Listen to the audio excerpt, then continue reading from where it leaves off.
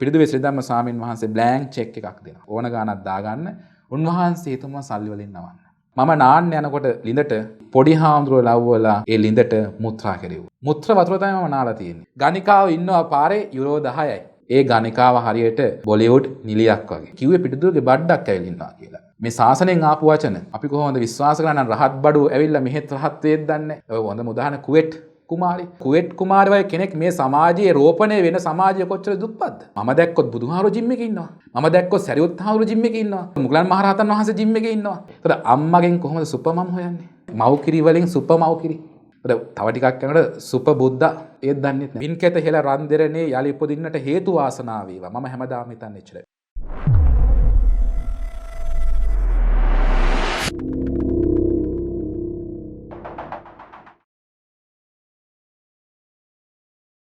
ඔබ වහන්සේගේ නම තුෂාර ඉන්දික පතිරණ.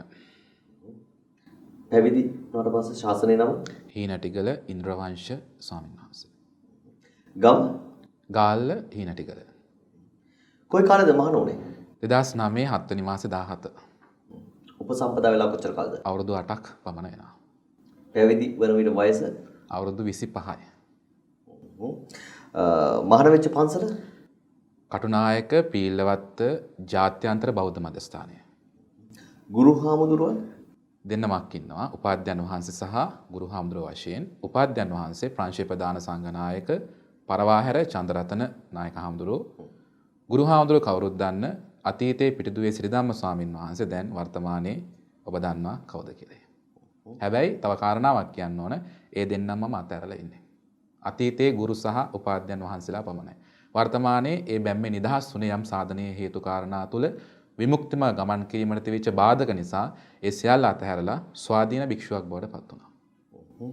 නිකාය මල්වතු පාර්ශ්වයේ සියම් නිකායේ මල්වතු පාර්ශ්වය. නමුත් ඒ අතීත නිකාය අද මම භික්ෂුවක් වශයෙන් භික්ෂුකෝණේ ඉන්නවා. නිකායකට ගරු කරන්නෙත් නෑ, අගෞරව කරන්නෙත් නෑ. මොක කොටසකට මම බැඳිලා නෑ. භික්ෂූත්වය නිකාය කරගෙන බුද්ධ නිකාය කරගෙන වැඩ වාසය කරන සත්‍ය හොයනවා. හැබැයි සම්ප්‍රදාය තුල නිකාය කාරණා අවශ්‍ය වෙනවා. නමුත් මගේ ඇතුළාන්තයේ නිකායක් කියන එකේ රාමුවක් මයි ගාව නෑ. වර්තමානයේ වැඩ සිටින පන්සල දැනට මම ලංකාව පුරා විවිධාකාර පන්සල් ආරණ්‍ය සේනාසන වනගත වෙලා කනත්තක මාසයක් මම ගත කළා. ඒ වගේම විවිධාකාර වූ ස්ථානවන් තුල විවිධාකාර වූ පරේක්ෂණාත්මක ජීවිතයක් ගත කරා. පල්ලියක මම යම් කාලයක් ගත කරා. වෙන්නප්පුර ප්‍රදේශයේ කතෝලික පිරිසක් එක්ක මාස 6ක් 7ක් පමණ කාලයක් ගත කළා. මට තේරුණු එකම එක දෙයක් තුනලා හිරු මහත්මයා. මේ සෑම තැනකම යම් රාමුවක් පවතිනවා. ඒ රාමුවෙන් ඉගිලෙන්න නම් අපිට ඒ රාමුවෙන් ඉගිලෙන්න නම් අපි අපේ තැනක් හදාගත යුතුයි. ඒ අපි අපේ තැන කියලා කියන්නේ මමත්වෙන් යුක්ත තැනක් නෙමෙයි. නිදහසේ වැඩ ඉන්න පුළුවන්, නිදහසේ හිතන්න පුළුවන්, රාමුවෙන් ඔබට ගිහිල්ලා අපට යම් චින්තනමය පෙරලියක් කරන්න පුළුවන් තැනක් හොයාගෙන මම වීරිය වැඩුවා ඒ තැන සොයා ගන්න හදාගන්න. ඒ අනුව අප මීට අවුරුදු 2කට කලින් යම් සුවිශේෂී පිරිසක් අපට ලක්ෂ 150ක් පූජා කරනවා. ඒක සුවිශේෂී පූජාවක්. ධර්මදේශනා මාලා මාස 6ක් පුරාවට පවත්වලා කැලණිය ප්‍රදේශයේ ඒ පිරිස ධර්මයේ පිහිටලා ධර්මයේ විශ්වාසය ඇති කළා.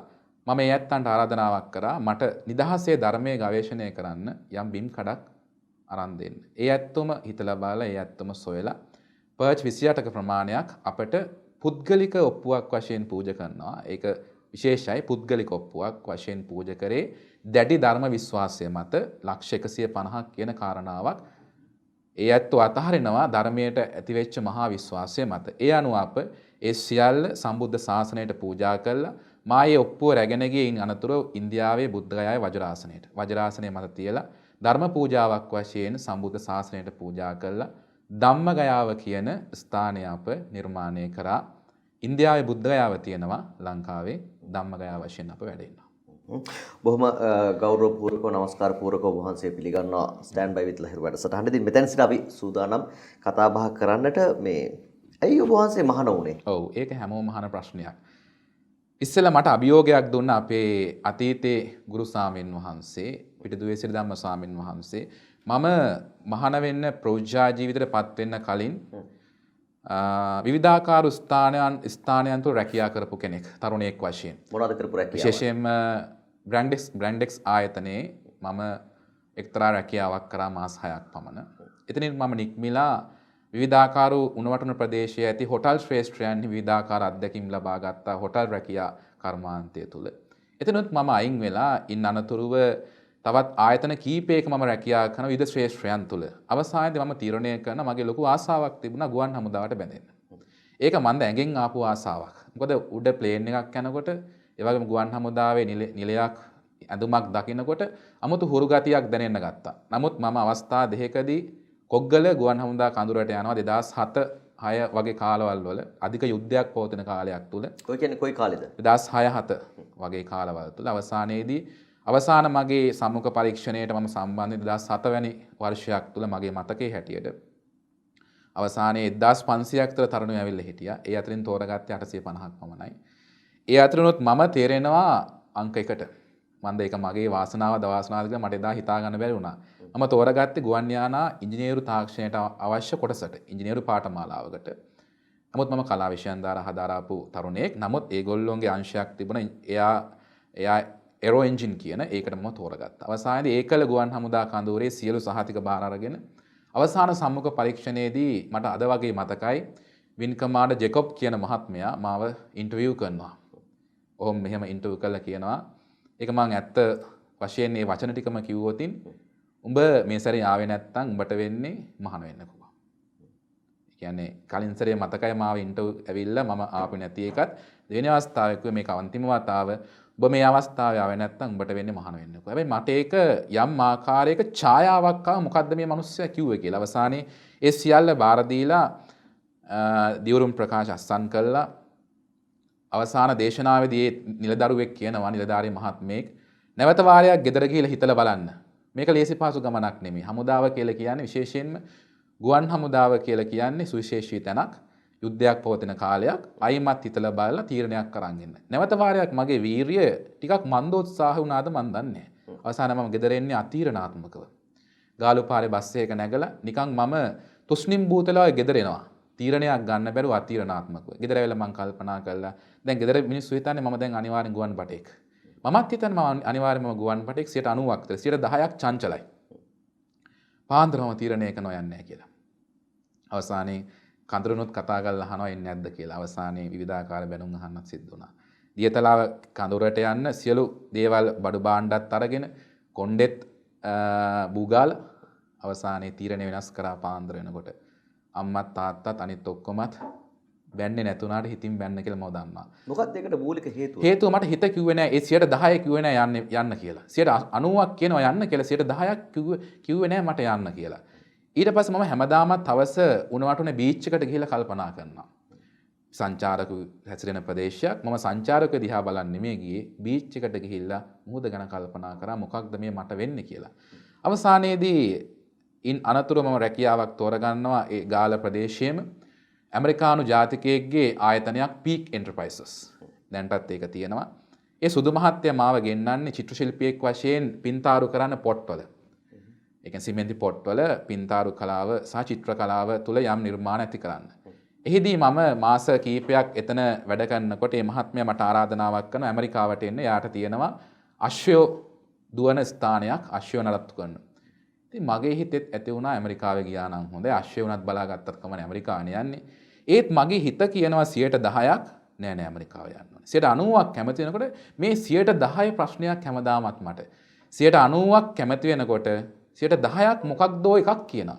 අවසානයේ එතෙන්දී මම නිහඬ උත්තරයක් දුන්නේ. එතුමට එනවද නැද්ද කියන එකට වඩා මම හිතන්න ඉඩ දුන්නා.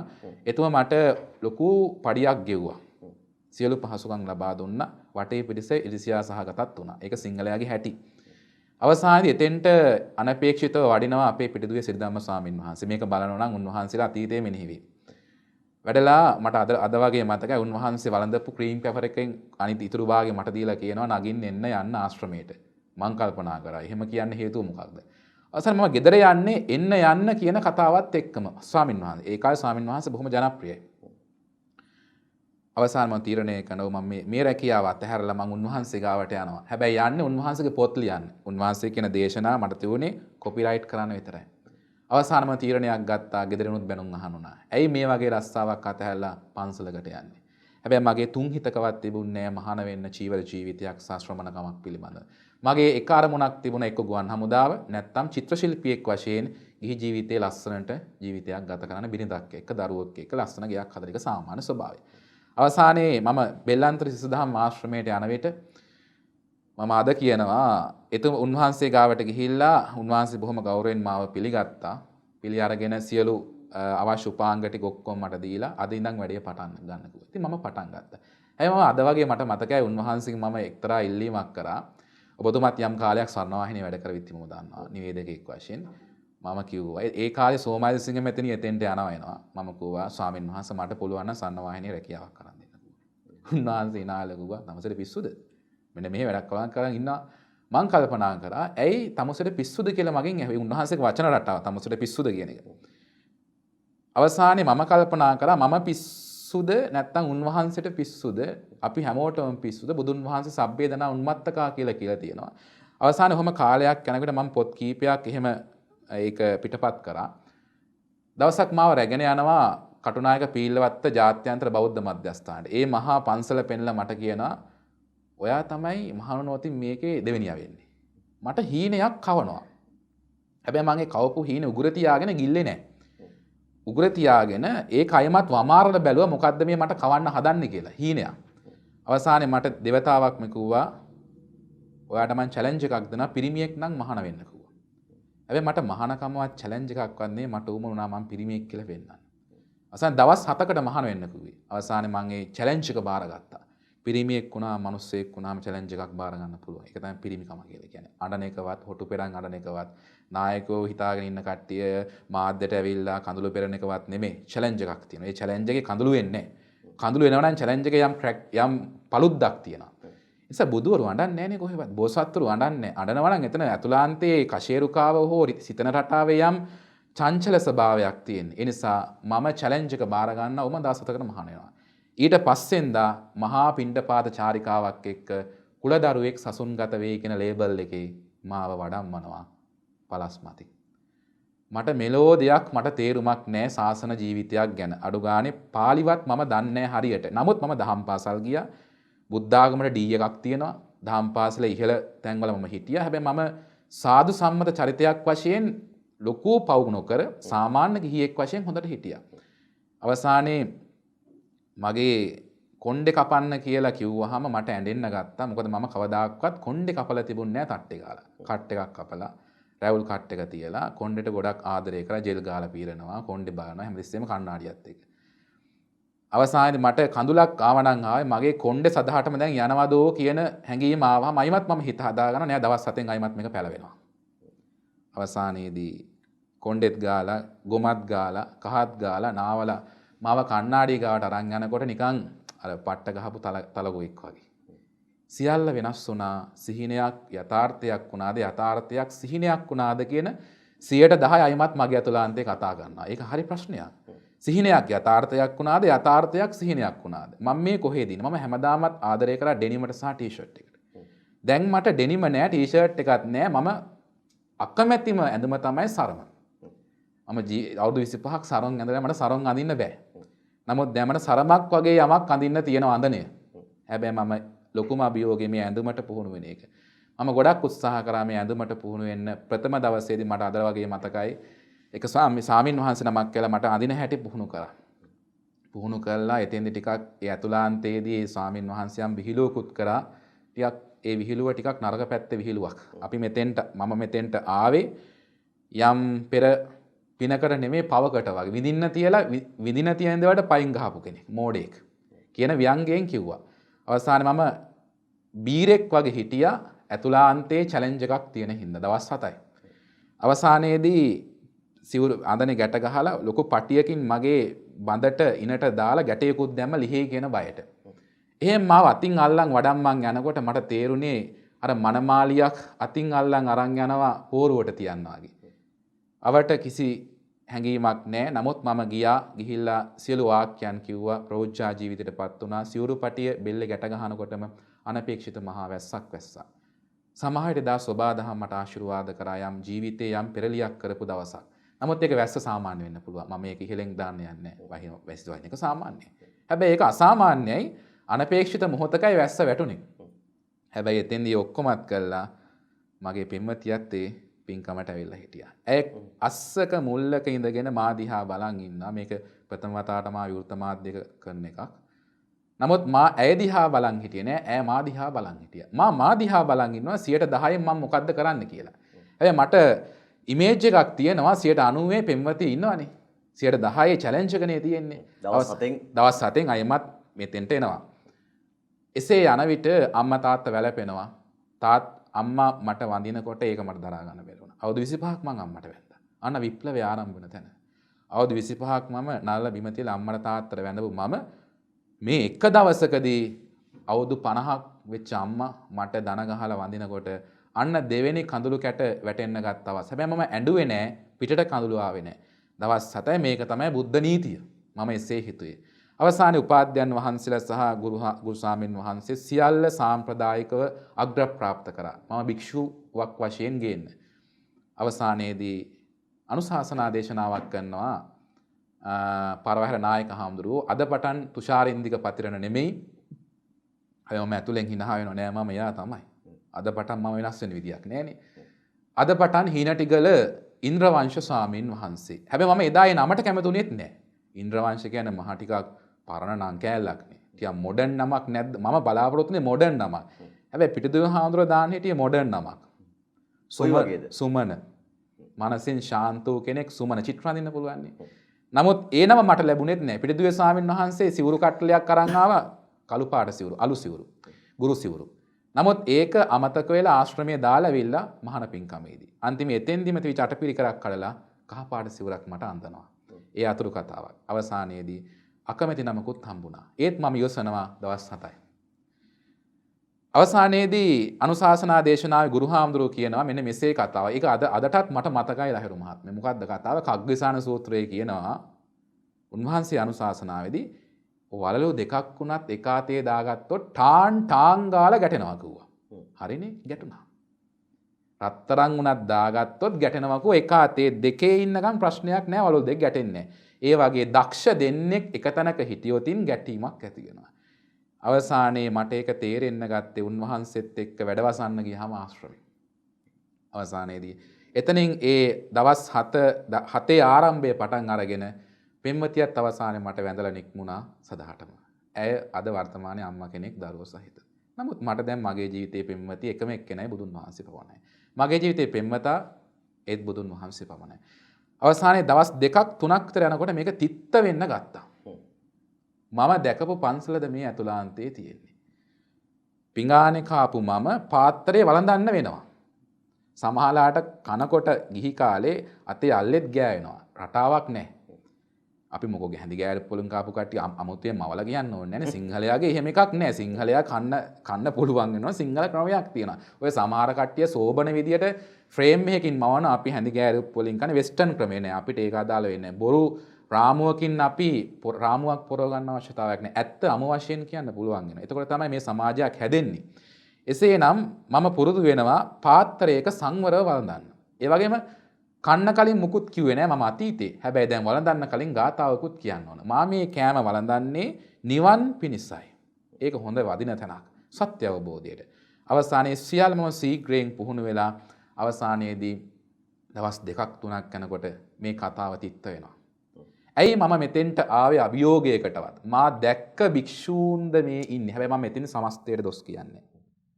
දැක්ක පන්සලද මේ තියෙන්නේ. හැබැයි මම සමස්ත පන්සල් වලට දොස් කියන්නේ. මොකද එහෙම කිව්වොත් මම වැරදි. මම දැක්ක නාමුව තුල. අවසානයේ උන්වහන්සේලාට ගියා ප්‍රංශයට කිව්ව එකයි අයිමත් එනකොට කටපාඩම් කළ තියනකෝ වාක්‍ය ටික උපසම්පදාව දෙනවා. එහි අරන් යනවා. මම කල්පනා කරා මම මහණුනේ ප්‍රංශය යන්න නෙමෙයි. මට බුද්ධ චීවරයක් දාගෙන ප්‍රංශය යන්න උවමනාවක් තියෙන මම උණවටුනේ ඉන්නකොට සුද්ධියෙක් යාළු කරගෙන බැඳලා වෙන කොහේ රටකට යනවා ගිහියෙක් වශයෙන්. දැන් කවුද මේ ප්‍රංශය වැඩම කරන්නේ? නායක ප්‍රංශ ප්‍රධාන සංඝ නායක මගේ උපාධ්‍යයන් වහන්සේ අතීතේ. උන්වහන්සේ ගියා කිසිම ගුරුහරුකමක් නැහැ කොහොමද ඉන්නේ මොනවද කරන්නේ කිසිවක් නැහැ.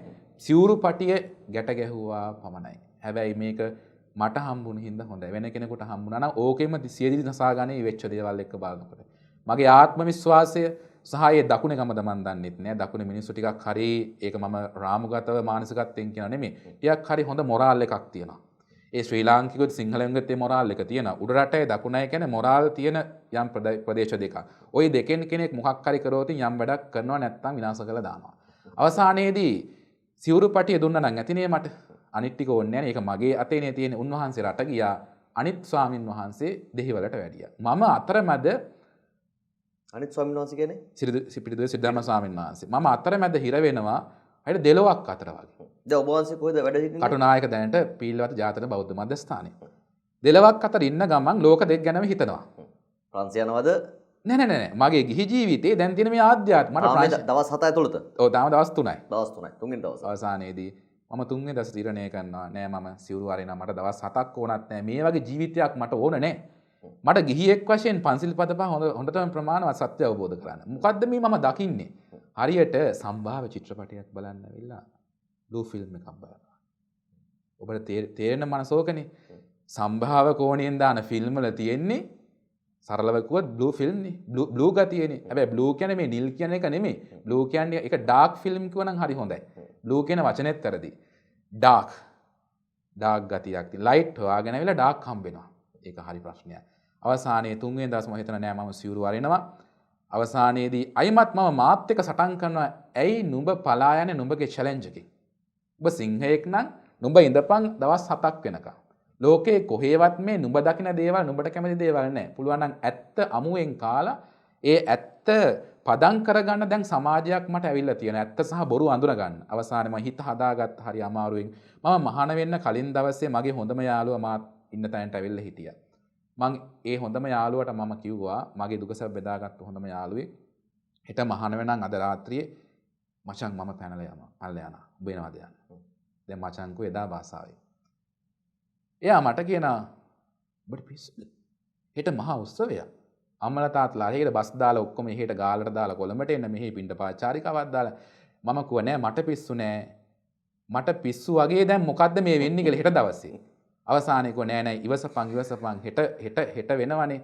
අවසානම ඒත් පාන්දර කල්පනා කරනවා වචනයක් මම දුන්නා මහාන වෙනවා කියලා ඒ වචනේ කඩන්න හොඳ නෑ. පොරොන්දුවක් නම් පොරොන්දුව බෙල්ල ගහලා ගියත් පොරොන්දුව වචනේ තියෙන්න ඕන. වෙලාව නම් වෙලාව පොරොන්දුව නම් පොරොන්දුව වචනේ නම් වචනේ අයිත් ඒ වචනේ හරවන කපටියෙක් නෙමෙයි මම. අවසානම මම හිතුවා නෑ මම දවස් 7යි ඉන්නේ. හෙට කොහොම හරි මම මුහුණ දෙනවා. අවසානම අයිමත් ඒ දවස් 3ක් යනකොට ඒ යාළුවට කතා කරනවා. මට දැන් තිත් වෙලා තියෙන මට ඩෙනිමක් ගේන්න කිව්වා. අයිමත් ඒ යාළුවා කියනවා නෑ තව දවස් 4ක් ඉවසපන්. අවසානයේ යාළුවගේ පිහිටෙන් මම ඉවසනවා.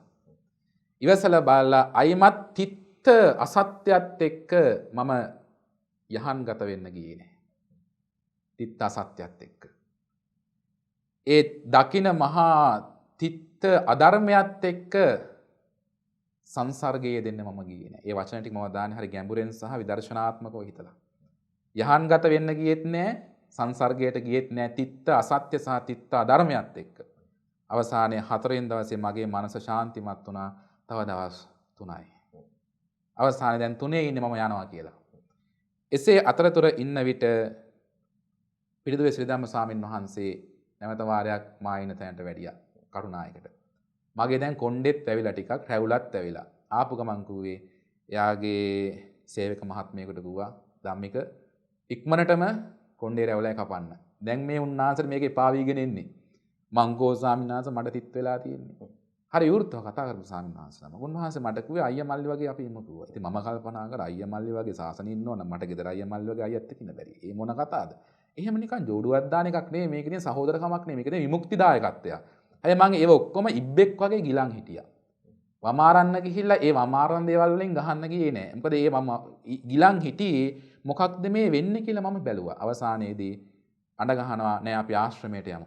මෙතන හරියන්නේ නෑ කියලා මට තියෙනවා. මොකද එතන රෑ වෙන දේවල් දැක්කමයි සියල්ල කිව්වා මගේ ගුරු හාමුදුරුවන්ට අතීතේ. මොකද උන්වහන්සේ මගේ ගිහි කාලෙත් යාළුවෙක්.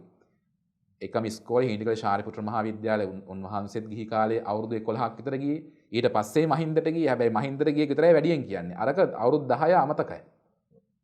ඒ වගේම උන්වහන්සේ ගිහි කාලේ විද්‍යාපන්තියේ මම ශිෂ්‍යෙක්. මට වඩා අවුරුදු 10ක් වැඩිම. මට හොඳට මතකයි මහා තඩි ඇඟක් තියෙන බයිසිකලයක් පදින්න බැරි තරුණෙක් සනත් දීප කුමාර. උන්වහන්සේට බයිසිකල් පදින්න බෑ. ඒක මම හොඳට දන්න කාරණාවක්. මේක අපහාසයක් නෙමෙයි ඇත්ත කතාව. තඩි කිව්වේ මහතයි.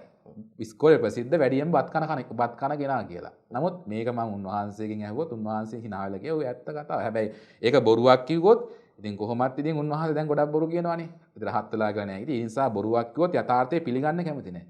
අවසානයේදී මා කල්පනා කරා දැන් මට අයිමත් ඥාති කෙනෙක් ගාවට යන්න පුළුවන් හිතවත්කම ගමේකම අවසානයේ එතෙන්ට මම හරි සැහැල්ලුවෙන් වඩිනවා. ඒ යන ගමන් මට කියනවා දෙවුර වහන්න පුරුදු වෙන්න කිව්වා ඔෆිෂියල් ගමන් යනකොට. මං කල්පනා කරා ඔව් ඒකත් දැන් මම කියන දේ කරන්න එපා. දැන් දෙවුර වහන්න හරි අමාරුවෙන් මම පුරුදු මේක අඹරලා බෙල්ලට දාලා ඒක දවස් ගාණක් මං දවස් 2-3ක් පුහුණුනා දෙවුර වහ ගන්න. මොකද මේක කැඩෙයි කියලා බයයි, වැටෙයි කියලා බයයි, වැටුනොත් ඔක්කොම හැලෙනවා. අවසානයේදී ආශ්‍රමයට මා රාත්‍රී කාලේ වැඩියේ මට වෙනම කාමරයක් දුන්නා.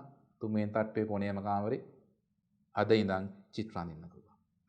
මට දීපුනේ මම මොකද උන්වහන්සේ දන්නා මගේ කැමැතිම දේ චිත්‍ර කලාව. අද ඉඳන් චිත්‍ර අඳින සියලු උපාංග ටික මම ගෙනත් දෙනවා. අවසානයේ මම උන්වහන්සේ පස්සේ යමින් කිව්වා මම ඔබ වහන්සේ ගැන 100%ක් ෆලෝ කරනවා බය වෙන්න එපා. මට ඕන ඔබ වහන්සේගේ ඇත්ත දකින්න. කිසි ප්‍රශ්නයක් නැහැ. hina වෙලා උන්වහන්සේ මාරුණා.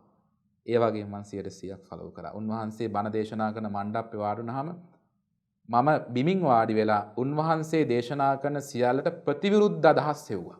ඒ ගැටෙන්න නෙමෙයි ඇත්ත හොයන්න. කියන එකට එහෙයි කියන එක නෙමෙයි ප්‍රතිවිරුද්ධත්වය. අවසානයේ දවසක් දා හොඳම දවස මොළය සහ හදවත ගැන බණක් කියනවා. උන්වහන්සේ ගුරු සිවුරේ හිටියේ එතකොට. බුදුහාමුදුරන්ට මොළයක් නැහැනේ. ඒ උන්වහන්සේගේ කතාව. ඒ උන්වහන්සේ සාධනීය හේතු ගේනවා දේවදත්ත මහාන කරගයිද මොළයක් තිබුණා. ඔච්චර බුදු වෙලා මේ මොළයක් තිබුණා නම් දේවදත්ත කියන කෙනා මහාන කරගන්නේ නැහැ නේ. පෙරත් සතුරෙක්, ගිහි කාලේ සතුරෙක් ඇයි මහාන කරගන්නේ? නිසා මොළයක් නැහැ බණිවරය. මං උදේ පාන්දරම ගිහිල්ලා ඇව්වා. ස්වාමින් වහන්සේ දැන් ඔබ වහන්සේ ගන්නේ බුදුහාමට මොළයක් නැහැ කියලා. එන මොළයක් නැත්තම් අර මේ මහා ප්‍රජාපති ගෞතමයා 3 වතාවක් කිල්ලුවාම එපා කියලා කිව්වේ. වෙනසස් නැහැ. කට පියාගත්තා. අයි සතියක් ගිය නැහැ බණක් arrange කරනවා. නෑ ඒ පළවෙනි පාර්ට් එක බණේ. දැන් මේ දෙවෙනි එක හදවතකුත් තියෙනවා. මොළය සහ හදවත කියන බණ දෙකයි ඔන්න ඔය හේතුව මත. මොකද ඒක මම කිව්වා නම් එයාට ප්‍රශ්නයක් නේ උන්වහන්සේට.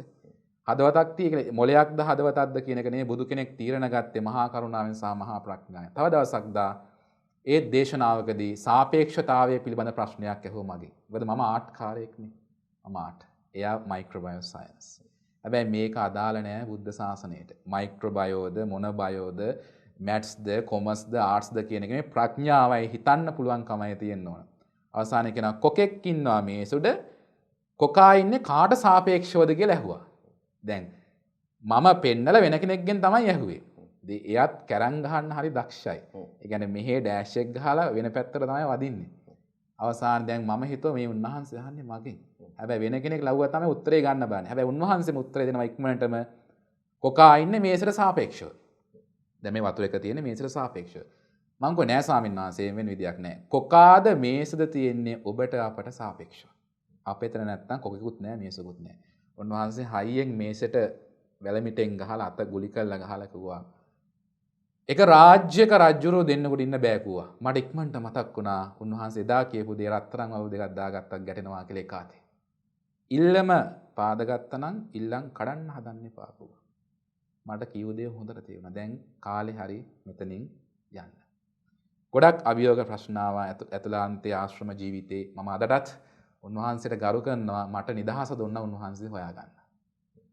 මට නිදහස දුන්නා උන්වහන්සේ කවුද කියලා අවබෝධ කරගන්න. මම එතන බැලේක් වෙන්න උත්සාහ කරේ නෑ. අද ඉන්න ගෝල පරම්පරාවකින් මම අහනවා බැලේද වහලෙද්ද නිවහලෙද්ද කියලා. නිසා මම උත්සාහ කරේ උන්වහන්සේ කවරෙක්ද කියා තීක්ෂණව අවබෝධ කරගෙන උන්වහන්සේ සමග එකට විමුක්තිය ආස්වාදය කරන්න. නැතුව එතන රජ වෙන්නවත් නැතුව බලු වෙන්නවත් නෙමෙයි. රජ වෙන්නවත් බලු වෙන්නවත් මට ඕනේ නැහැ. මට එතන විහාරාධිපතිකමක්වත් අධිකාරීකමක්වත් අවශ්‍ය. මම හෙව්වේ උන්වහන්සේ නිවුණු ස්වභාවය මටත් ඕන. බුදු කෙනෙක් ගාවට ගිහලා මම හොයන්නේ මටත් ඔබ වහන්සේගේ නිවෙන්න මට ඕන. හැබැයි මට බුදු වෙන්න ඕනේ නැහැ. උන්වහන්සේ දවසක් දා ගාලු වඩිනවා. මම එදා තීරණය කරා මම මෙතන නික්මනවා කියලා. ඒ මහා කෝටිපති මන්දිරය ඔබ ගිහිල්ලා ඇති. බොහෝ දෙනෙක් දන්නවනේ මහා සුපෝකභෝගී සුරම්‍ය වූ මාලිගාව මා අතාරිනවා එක ක්ෂණයකින්. 10% කියනවා අතහරින්න කියලා 90% කියනවා ඉන්න කියලා.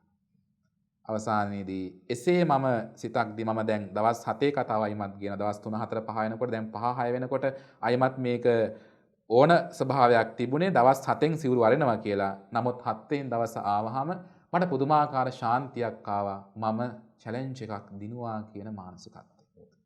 දැන් මම අයිමත් සූදානම් මම ආදරණීය මගේ ඩෙනිම දාගන්නත් ආදරණීය මගේ බොඩි ටයිට් ටී-ෂර්ට් එක දාගෙනත් කොණ්ඩේ වලලා මම ජිම් එකකට සම්බන්ධ වුණා ඉස්සර. ඒ වගේ අයමත් ගිහි ජීවිතේ සුව සොයා යන්න මම සූදානම්. හැබැයි මට දවස් 7ක් මට කියා දුන්නා තනි තටුවෙන් පියාඹන්න. අවුරුදු 25ක් මම හෙව්වේ තටු දෙකෙන් යන ගමන. ඒ කියන්නේ ඒක ඔබතුමාට හෝ සමස්තය තේරුම් ගන්න පුළුවන්. තනි තටුවෙන් පියාඹන්න කියන ෆිල්ම් එකේ කතාව නේ මම කියන්නේ. ඒක මහා අමු ප්‍රලාපයක්.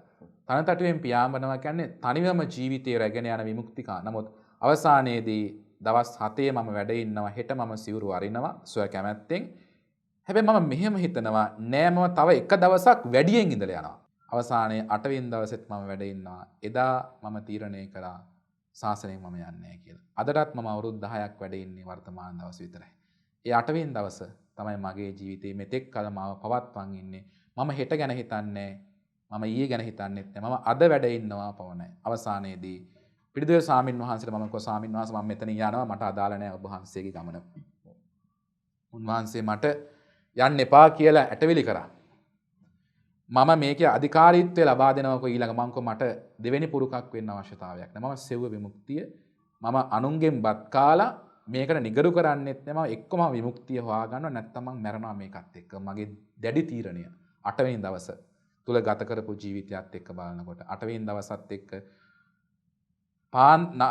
රාත්‍රී කාලේ 7ට 8ට මම උඩමළුවට ගියාම ආශ්‍රමේ දැන් තියෙන තැන නෙමේ බෝධියට උඩ අටවිසි මළුව පාන්දර 2යි 3යි භාවනා කරලා බහිනකොට කසින භාවනා වැඩුවා විවිධාකාර විදර්ශනා ආනාපානසති මහායාන ක්‍රම තේරවාදී ක්‍රම බයිබලයේ කියුවා කුරානයේ කියුවා භගවත් ගීතාව කියුවා රමණ මහරිෂි කියුවා ක්‍රිෂ්ණමූර්ති කියුවා රාම්දාස් ගෝපාල්ගේ චරිත කිව්වා ඒ වගේම අජාන් බ්‍රහ්මවංශ කියුවා මියන්මාර් තායිලන්ත ආදී ක්‍රම හැදෑරුවා ලයිබ්‍රරියක් තුල ඉඳගෙන අවසානයේ ලයිබ්‍රරිය වහනවා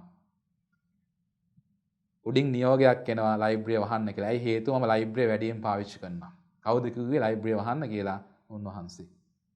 මම තීරණය කරා. බොහොම වක්කීමෙන්ද කියන්නේ? බොහොම වක්කීමෙන් කියන්නේ. මොකද ඒ ලයිබ්‍රරිය වහන්න යතුරුත් තරම් ආවා මට කිව්වේ ස්වාමීන් වහන්සේ කිව්වා ලයිබ්‍රරිය වහන්න කියලා යම් කෙටි කාලයකට. කෙටි කාලය කියනකට හේතුව ලයිබ්‍රරිය රිපෙයාර් කරන්න නෙමෙයි. ඒ කියන්නේ අපේ ගමන විශේෂයෙන් මගේ ගමන නවත්තන්න වෙන්නේ නැති. අවසානයේ උඩමළුවට භාවනා කරන්න යන එකත් එපා කිව්වා. මට මූණටම කියපු එක. අමනුෂ්‍ය බලවේග මනසට රිංගනවා කිව්වා. වැඩි භාවනා කරන්න යන්න එපා කිව්වා. අවසානම මම කාමරේ ඉඳගෙන මහා සමම කියන්න ගත්ත මහා හයියෙන් රෑ 9ට. මට දැන් ඇහෙනවා පල්ලෙහා සක්මන් කරනවා. මහා සමම උඩ කියනකොට. අවසානයේදී ගෝලෙක් අතේ යවනවා මහා සමම කියන්න එපා. අමනුෂ්‍යෝ ගිල ගන්නවා කිව්වා. මම හිතින් මහා සමම කටින් අතහැරලා. මොකද අනුන්ගේ ගෙදරක ඉන්නකොට අපිට ඒ ගෙදරට අනුව සාපේක්ෂව හැඩ ගැහෙන්න ඕන. ඒක මගේ ගයක් නොවන නිසා. අවසානම මම තීරණයක් කරා මෙතන හිටියොත් මට මගේ ගමන යන්න බෑ. මගේ ගමනක විමුක්ති ගමන. මේ බුදු කෙනෙක් දේශනා කළ සත්‍ය මඟ මට බොරුව සහ මවාගත්තු චරිත රඟපාලා මේකේ අපාගත වෙන්න මට බෑ. මොකද මම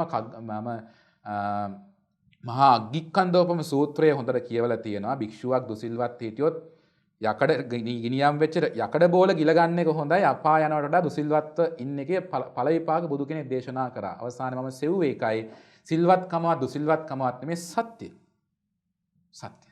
අවසානයේදී සත්‍ය සොයාගෙන යන්න මම මහා මාලිගාවක් අතහරිනවා. මම දුප්පත් පවුලක කෙනෙක්.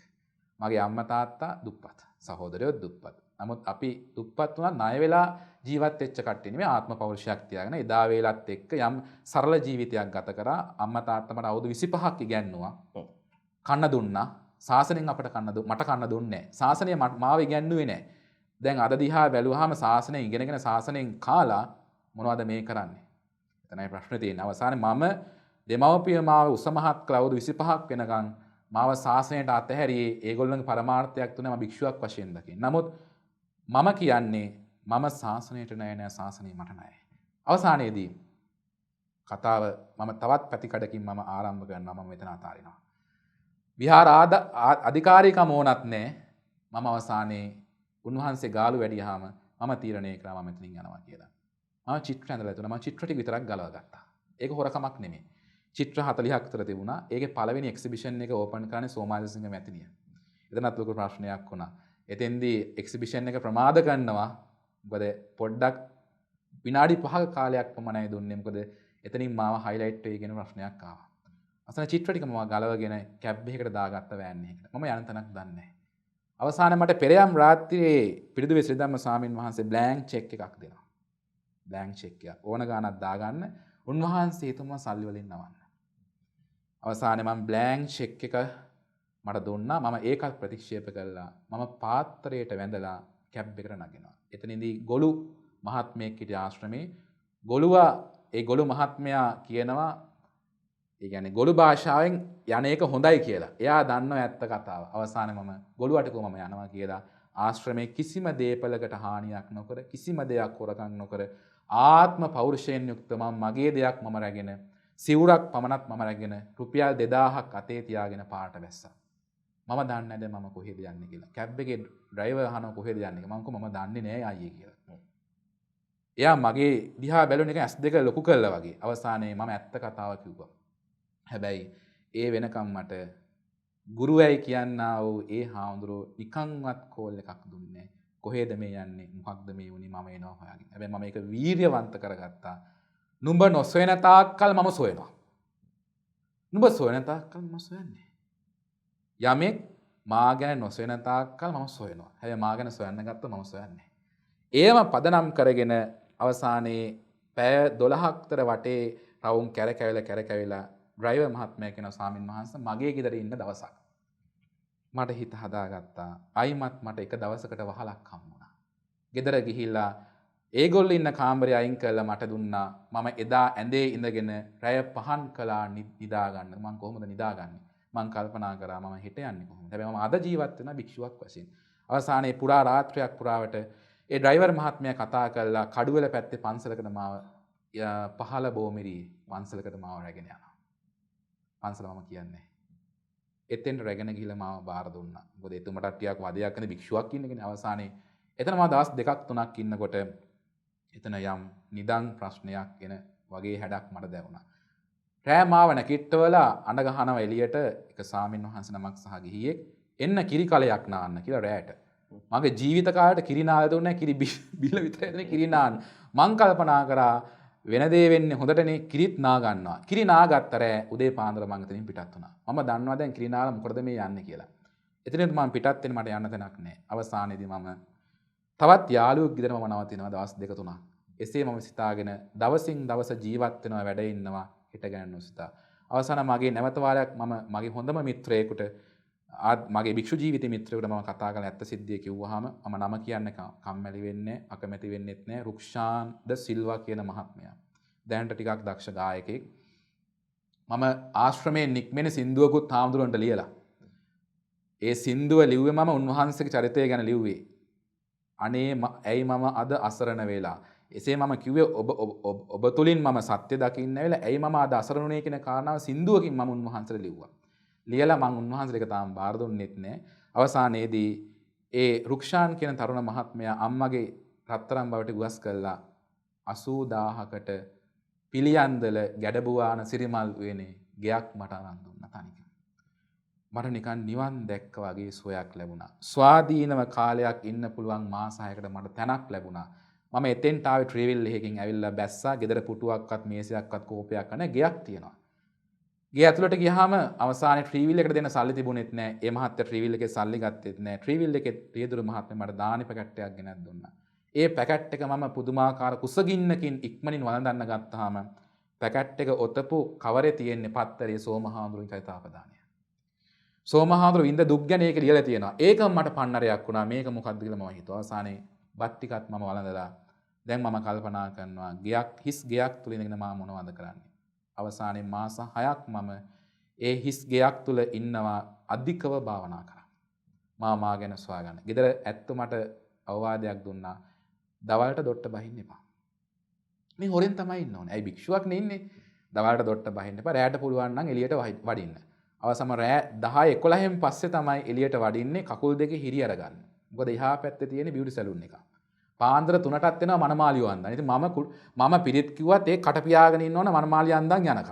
නමුත් කුලිය ගෙව්වා.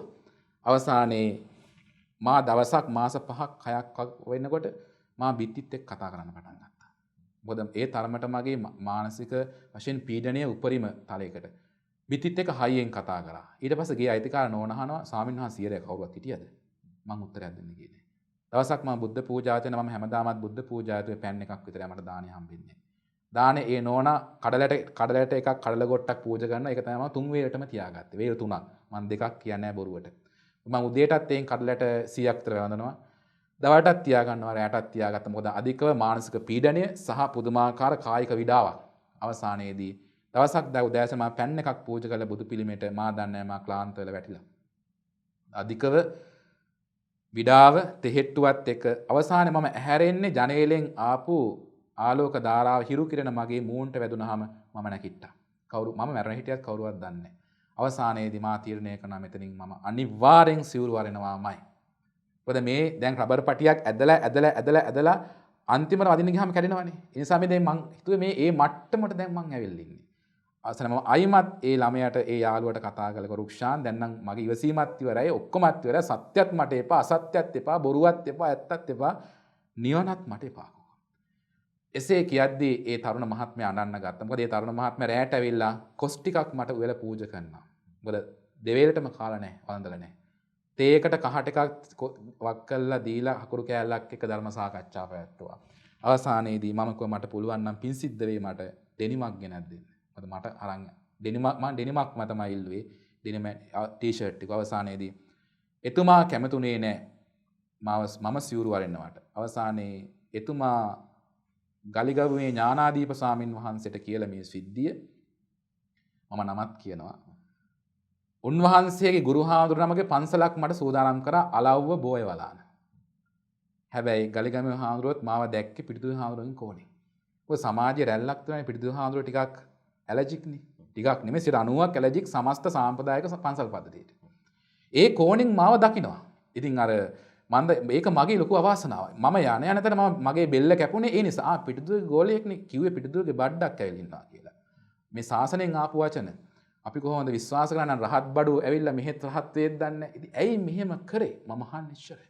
මම වෛර කරන්නේ. බුදුවරයෙක්ගේ ශාසනයක් තුල නින්දාව අපිට භක්ෂණය කරන්න පුළුවන් වෙනවා. නින්දාව එපා කියන්න බෑනේ. අවසානයේදී මම අලව්වට යනවා ප්‍රථම වතාවට. කුරුණෑගල පැත්තේ ඊට මෙහා අලව්වට. මම හිතුවා මම මේ යන්නේ ආලවක යකාගේ පුරවලට දන්නෙත් නෑ.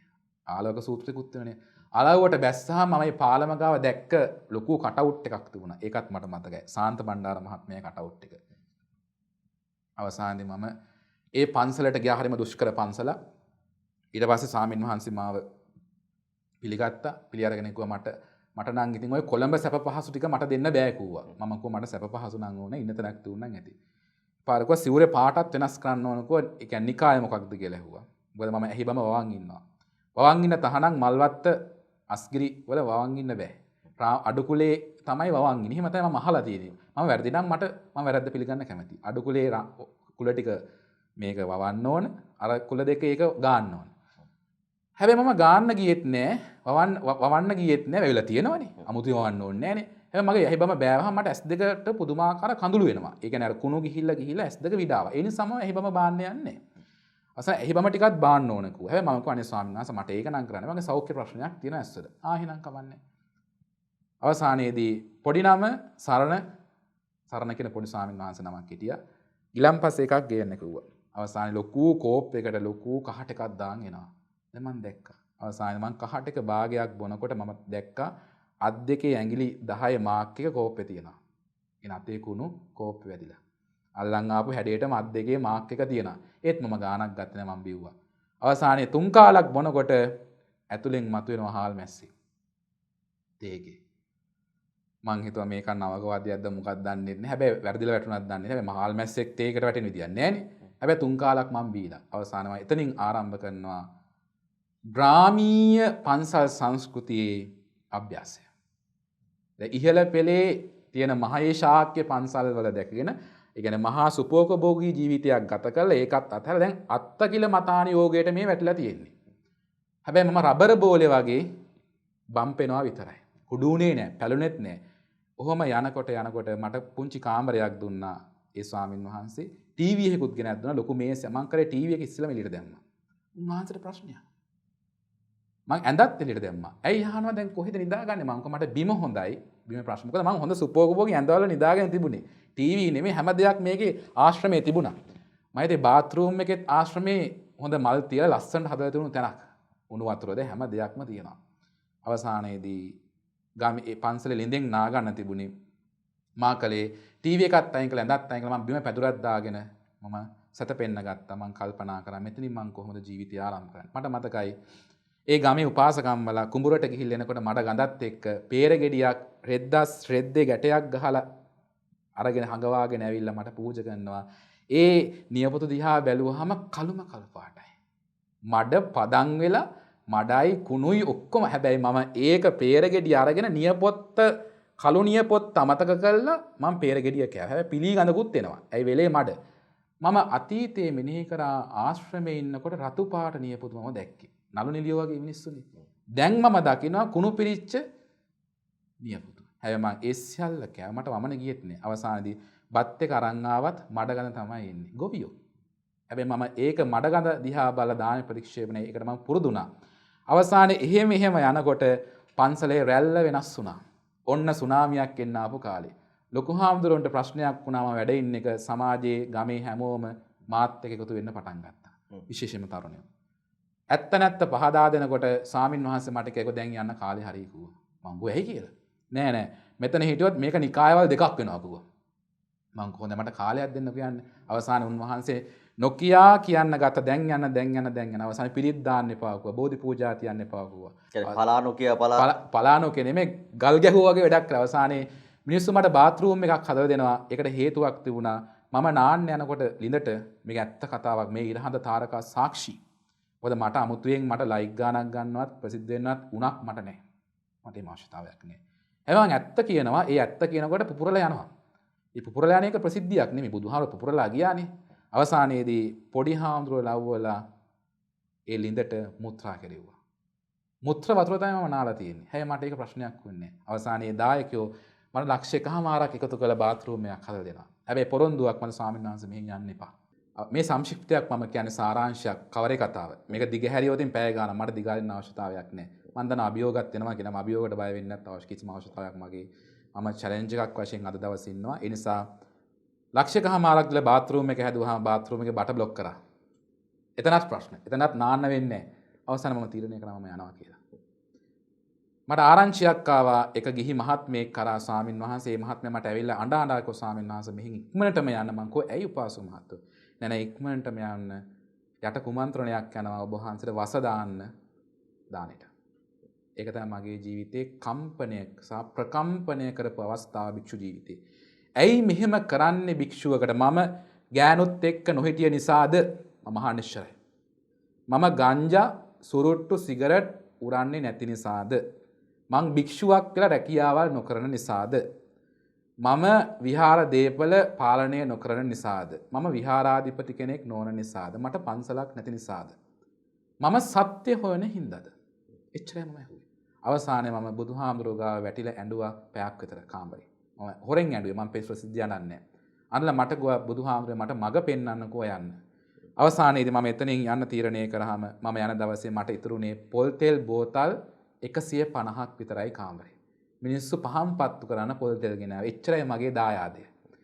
ඒ ටිකත් මම තියලා ගමේ මිනිස්සු පෙරහැරකින් මාව වැඩැම්මුවා තවත් ගෙදරකට. දැන් පන්සල් ප්‍රතික්ෂේප කළා මාව බාර ගන්න. ඒ උන්නාන්සේ හැම පන්සලකටම කියලා බාර ගන්න එපා පිටිදුවගේ අවතාරයක් එනවා කියලා. දැන් වටේ පන්සල් කඩු අමෝරාගෙන ඉන්නවා. වරෙන්කො දෙන්නම් වැඩි. පන්සල් නැහැ. හැබැයි මම සිවුරු අරින්නෙත් නැහැ. විශ්වයේ පුදුම අපහසුතාවයකට පත් වෙන්නේ නැති. සිවුරු අරින්නට කියලා බලපෑම් තිබුණාද? නෑ. යන්න කියලා තමයි බලපෑම් තුනේ. අවසානයේ කිව්වා ගාල්ලෙන් ආපු කට්ටියට මෙහෙ ඉඩක් නෑ කිව්වා. ඒක පිටපැත්තෙන් ආවොත් මෙහෙ ඉන්න දෙන්නේ නෑ. මං එහෙම බුදුහාර ලංකාවට ආවොත් කොහොමද කියන්නේ? ගාල්ලෙන් ආවොත් මේවා විනාශ කරනවා. එහෙමත් කියපු දේවල් දෙන්නේ. ගාල්ලෙන් ආවොත් බයයි. මොකද්ද ඉතින් හේතුව? ගාල්ලෙන් ආව කියලා බය වෙන්න දෙයක් නෑනේ. බය වෙනවා තමයි වැරද්දක් කරන. අවසානයේ ගාල්ලෙන් ආවොත් කට්ටඩි කිව්වා. මන්ත්‍රකාරය කිව්වා. නෑ මං කට්ටඩිකම් කළත් නෑ මන්ත්‍ර කළයි මම ජ්‍යොතිෂ්‍යමව හදෑරුවා. හදාලා මම ගොඩක් භාවනා ප්‍රගුණ කරනකොට මම රෑ 12 1 වෙනකන් බොරළු පොළවේ මම භාවනා කරනවා. සක්මන් ඒ පන්සලේ. ඒ උන්නාන්සේ ටෝච් ගහලත් බලනවා රෑට මන්ත්‍ර ජප කරනවාද කියලා. ඉතින් මම දන්නවා මේ ඇත්ත කතාව ඉරහඳ තාරකා මේ විශ්වය දන්නවා මොකද්ද මම කරේ කියලා. අවසානයේ මම ඒ ගෙදරට ගියාම අලුත් ගයක් ඒ ගෙදර සතියයි මට ඉන්න හම්බුනේ. වටේ ඉන්න හාමුදුරුවෝ නිකන් ත්‍රස්තවාදී ඔය කඩා පැන්නා. ඒක උන්නාන්සේ කෙනෙක් මට කිව්වා මම මෙතනින් නැගිටින්නේ නැහැ කිව්වා ඔබ ඔතනින් නොගියොත්. මම කිව්වා ඉතින් හොඳයි ඔබ වහන්සේ වාඩිනේ ඔබ වහන්සේගයි තියෙන්නේ. හැබැයි වැටෙන් එහා පැත්ත තමයි හිටියේ. දැන් මේ ගිහි ගයක්.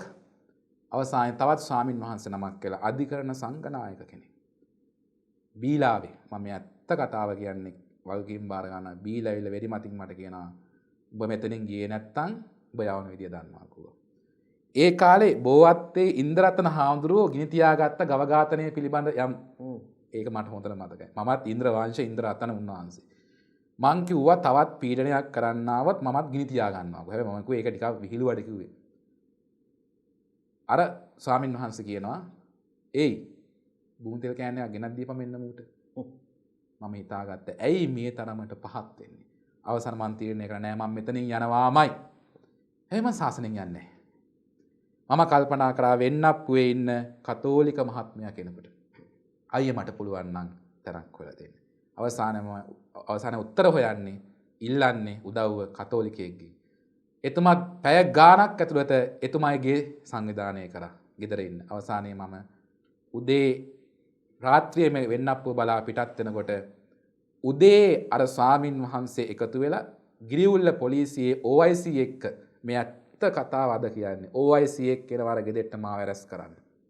මොන හේතුවකටද? ඒතොර ඒ තරමට මේ බලය පහද්ද? ඒතොර මාව ඇරස් කළේ එදා අරන් ගියා නම් මේ කතා ටික ඔක්කොම ඉවරයි. ඒතොර ලෝකයා දකින්නේ වෙන පැත්තක් නේ. කුඩු පැකට්ටයක් දාලා මාව ඇරස් කරන්න පුළුවන්. අද සමාජෙත් එක බලනකොට. ඒකයි කියන්නේ භික්ෂුවක් ගහන්න කුඩු වෙනවා නම් එයා ගාව සීලයක් නැහැ. හැමදාමත් මට සිල් බලය ශක්තියක් වුණා. අවසානයේ මම වෙන්නප්පුවට ගියාම උදේ පාන්දරේ OIC ජිප් එක ඇවිල්ලා ගෙදර වයසක කට්ටියට බැනලා අවසානයේ මේ මිනිස්සුත් ලෙඩ වෙලා අවසානයේ මම හිතාගත්තා විශ්වය මට පිහිට වුණා. විශ්වය මාව අරන් ගියේ එතෙන්ට. අවසානයේ වෙන්නප්පුව නැමැති අමුතු ප්‍රදේශයේ කතෝලික පිරිසක් එක මම බණ කියන ගත්තා. පාස්ටර්ස්ලා බ්‍රදර්ස්ලා බයිබලේ හැදෑරුවා. එක ෆාදර් කෙනෙක් මට බොහොම උදව් කළා. අවසානයේ කතෝලික මහත්මයෙක් මාව ඉතාලිය යන්න සංවිධානය කෙරෙව්වා. ස්වාමින් වහන්සේ තවත් ඉන්න එපා මේ මල ඉලව් එහෙමයි කිව්වේ. අපේ ආගමේ නම් ඔහොම නෑ ජනප්‍රිය කට්ටියට උදව් කරනවා. මේ මොකද්ද මේ වෙන්නේ? ඔබ වහන්සේ තරුණයෙක් ඇයි ඕක අතාරින්නේ නැත්තේ? අවසානයේදී ඒ ගෙදර නෝනට බබා හම්බෙන්න ඉන්නවා. මහත්තයා මාව තියාගෙන බබා හම්බෙන අම්මට සලකන්නේ නැතුව මට සලකනවා. දැන් බබා හම්බෙන්නත් ළඟයි අම්මා කෙනෙක්. මම තීරණය කරා දැන් මෙතනත් හරියන ස්වභාවයක් නෙමෙයි. අවසානයේදී කතෝලික සමහර ඇත්ත ප්‍රචාරයක් දාලා තුණා. කතෝලිකව බෞද්ධ කරන්න භික්ෂුවක් ඇවිල්ලා. බ්‍රාහ්ම සේවකාවක්. පැයක් ඇතුළත මෙතනින් යන්න ඕන කිව්වා. මං කොහරි මම යන්න. අවසානයේ ද සොයිසාරාමේ මූදු කටුව මාරවිල මායේ පන්සලට ගියා. පන්සලෙන් මට ඒ ස්වාමීන් වහන්සේට එකවරණයක් දුන්නා. හැබැයි කෙටි කාලයකට. මාසයක් ඉන්න ඕන කිව්වේ. ඉන් එහාට යන්න ඕන. ඉතින් මම කල්පනා කරා ඇයි මෙහෙම කියන්නේ භික්ෂුවකට? ඇයි භික්ෂුවකට ඉන්න බැරි පන්සලක සංඝයාට අයිති නම් ඇයි ඉන්න බැරි? අවසානයේ ඒ කතෝලික මහත්මයා මට උදව් කළා මාව වෙන්නප්පුවෙන් ඉතාලියාව යනවා. ස්වාමීන් වහන්සේ ඉතාලිය ගිහලා සිවුරු අරින්න කිව්වා. හැබැයි මම මගේ පළවෙනි ගුවන් ගමන ඉතාලියට තායිලන්තයට කොයි කාලෙද? 2013 14 වයි කාලවල. අවසානයේ මම ඉතාලියේ රෝම් එයාපෝට් එකට බැස්සහම මම දැක්කා මුතු ලෝකයක්. එතෙන්දී මට කිව්වා සිංහල කට්ටිය වෙන හාමුදුරුවෝ නම් ඔතෙන්ට එනකොට ඩෙනිමෙන් තමාකු වෙන්නේ කටුනායකින් නැග්ගාම සිවුරෙන් බහින්න ඩෙනිමෙන් කිව්වා. මම ඒ කතාවල් තුට්ටුවකට මායිම් නොකර මම චීවර ජීවිතෙන් ජැකට් එකක් දාගෙන මම ඉතාලියේ යම් කාලයක් ගත කරා. සැලර්නෝ, ඒ වගේම නාපෝලි, ඒ වගේම රෝම් ආදී නගරවල. මම තබක් එකට ගියයි. තබක්ක තියෙනවා. ඒ වගේ සමාජ ශාලාවකටත් මම ගිහිල්ලා වාඩි වුණා. වාඩිලා බලන් හිටියා මොකද්ද මේ වෙන්නේ කියලා. මිනිස්සු එනවා, බොනවා, කනවා, හෙළුවෙන් තමයි ඊට පස්සේ උදේ යන්නේ. ඒ දේ දැක්කහම ලාංකීය ලිංගිකත්වයේ කුමක්ද කියලා හිතෙනවා. සිද්ධාර්ථ කුමාරයාත් ඔය සියල්ල නාටිකාංගනාවන් හරහා දකින්න ඇති. හැබැයි දැක්කාට ඒකට අනුගත වුණේ නැහැ. දකින්නත් පුළුවන්, දැකලා එකතු වෙන්නත් පුළුවන්, එකතු නොවී ඉන්නත් පුළුවන්. හැබැයි මම ඒ දැක්කේ මට අත්දැකීමක් වුණා. මම කල්පනා කරා ලාංකීය කාමුකත්වය කියන්නේ කුමක්ද? මෙන්න මෙහි කාමුකත්වය කියන්නේ කුමක්ද? ගණිකාව ඉන්නවා පාරේ යුරෝ 10යි. ඒ ගණිකාව හරියට බොලිවුඩ් නිලියක් වගේ. දැන් අපේ ඉන්න ගණිකාව දිහා බැලුවහම මොන මල ඉලව්වලද කියලා හිතෙනවානේ. ඒ සංස්කෘතිවල තියෙන වෙනස. අවසානයේදී මා තීරණය කළා මගේ වීසා තියෙද්දිත් මම නැවතත් ලංකාවට එනවා. ඇවිල්ලා මම ඒත් ඇහුවා ඇයි යන්නේ මොකක්ද හේතුව මම කිව්වා මම යන්නේ මම සිවුරු අරින්නෙත් නෑ මම ආයිමත් ලංකාවට ගිහලා මම මගේ ගමන ආරම්භ කරනවා නැවතත් මම වෙන්නප්පුවෙන් කොළඹට යනවා එක්තරා මහත්මියගේ ආරාධනාවක් මත ඒ මහත්මයා තමයි දක්ෂ ඇස් කණ්ණාඩි විශේෂඥයෙක් ඇල්බර්ට් ඉදිරිසිංහ එතුමාගේ පුතා මට ජනක ඉදිරිසිංහ මැතිතුමා ආරාධනා කරන ස්වාමීන් වහන්සේ එන්න මම කතාව ඔක්කොම කිව්වා එතුමාගේ ඇපාර්ට්මන්ට් එක මට පූජා කරා 2000 ප්ලාස් ආයතනයේ අවසානයේ මම කොළඹට ජයවර්ධන ප්‍රදේශයට වැඩම කළා 2000 ප්ලාස් ආයතනයේ යම් කාලයක් වැඩ වාසය අවුරුදු 2ක් පමණ කාලයක් එතුමා ලොකු සහයෝගයක් දුන්නා අවසානයේ මම කොළඹ මිනිස්සුන්ට දේශනාව ආරම්භ කළා බෝට් ප්ලේස් හෝටල් ප්ලේස් කොල්ලපිටිය ඒ වගේම කැලණිය කිරිබත්ගොඩ ඒ මිනිස්සු රංචු වශයෙන් එකතු වුණා අනේ ස්වාමින් වහන්සේ මෙහෙම දහමක් අපි අහලා තිබුණේ මොකද්ද ඔබ වහන්සේ දේශනා කරපු කරණීය සූත්‍රය කරණීය සූත්‍රයේ ආරම්භයේ ඉඳන් අවසාන වචනය දක්වාම විවරණය කරා විස්තරයක් නෙමෙයි විවරණයක් අවසානයේදී ඒ පැහැදීම් මත මම එක ඉල්ලීමක් කරා මට පුළුවන් නම් නිදහසේ ඉන්න පොඩි බිම් කඩක් හොයලා දෙන්න. ඒත් මම ඉල්ලුවේ කොළඹින් මට අනුරාධපුරෙන් ඕන මට යමක් කරන්න ඕන කරන්න කියන්නේ සමාජයට යමක් දෙන්න නම් සමාජයේ පැවැත්මක් තියෙන තැනක ඉන්න ඕන. බුදුන් වහන්සේ අවුරුදු 20ක් හිටිය සවැත් නුවර කියන්නේ මහා අදනම් නිව්යෝක් වගේ තැනක්. ඒ වගේ මම පොඩි ඉඩක් ඉල්ලුවා මට ඉන්න විතරක් තැනක් අවසානයේ ඒ කීප දෙනෙක් එකතුල 3 දෙනෙක් වගේ ප්‍රමාණයක් ලක්ෂ 150කට පර්ච් 28ක පොඩි බිම් කැරල්ලක් මට පූජා කරා. අසන එතෙන්ට මා වැඩම කරනකොට මට ඊළඟ අභියෝගය එනවා මගේ අම්මා ලෙඩ වෙනවා. ඒක තමයි මගේ ජීවිතේ ලැබිච්ච මගේ දරුණුතම අකුණු පාර. ඒ අකුණ ලේසියෙන් දරුවෙකුට දරා ගන්න හරියම් ඔබතුමාටත් එක පොදුයි මටත් පොදු ඕනම කෙනෙකුට බුදුහාමර බුදු වෙලාත් අම්මා හොයාගෙන ගියානේ. අම්මට පිළිකාවක් හැදෙනවා. මම තීරණය කරා දැන් මම කොයි පැත්තටද මේ හරවන්නේ. අවසානයේදී දැන් මට බෙහෙත් කරන්න සල්ලිත් නැහැ. මම සල්ලි හොයන භික්ෂුවක් නෙමෙයි. අවසාන මගේ account එකේ රුපියල් 750ක් වගේ මුදලක් තිබුණේ. මම ගලහ වේද මහත්මයාගෙන් අවුරුදු 3ක් අම්මා රැගෙන යනවා එතෙන්ට. එතන අමුතු කතාවක් එතන තියෙන්නේ. බටහිර වෛද්‍ය විද්‍යාව තරයේ ප්‍රතික්ෂේප කළා. අම්මත් උස්සගෙන මම සතියට 3 වතාවක් විතර මම ගලහට එනවා. එයා කියන පදයට මම නැටුවා. නැටුවේ මගේ අම්මා බේර ගන්න ඕන නිසා. අවසානයේ S50 පිටේ සියල්ල මිත්‍යාවක් වෙනකොට මට යන්න තැනක් නැහැ. බටහිර රෝහල් වලින් මට බැනුම් අහන්න තරමට මාව ඇහුවේ ওই තරමට මෝඩයිද හාමුදුරුවනි. හැබැයි මගේ පරමාර්ථය අම්මව බේර ගැනීම විතරයි. අවසානයේදී ඒ සියල්ල මිත්‍යාවක් වෙන මම සත්‍යක්‍රියාවක් කළා. ඔව් මම අම්මා වෙනුවෙන් අම්මට ඊළඟට බෙහෙත් කරන මම සිවුරු අරිනවා. ඔන්න මගේ අන්තිම තීරණයක් ආවා. 8 වෙනි දවස් මම නිමා කරනවා අම්මා වෙනුවෙන්. ඊට පස්සේ සතියක් හිටිනා අම්මා නැති වුණා.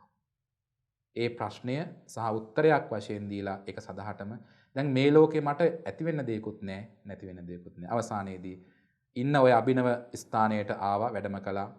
ඒ වැඩම කිරීමත් එක්ක මම නමක් දානවා ධම්මගයාව කියලා. ඒක විහාරයක්වත් අසපුවක්වත් නෙමෙයි. ඒක මගේ නමින්වත් තියෙන කරන එකක් නෙමෙයි.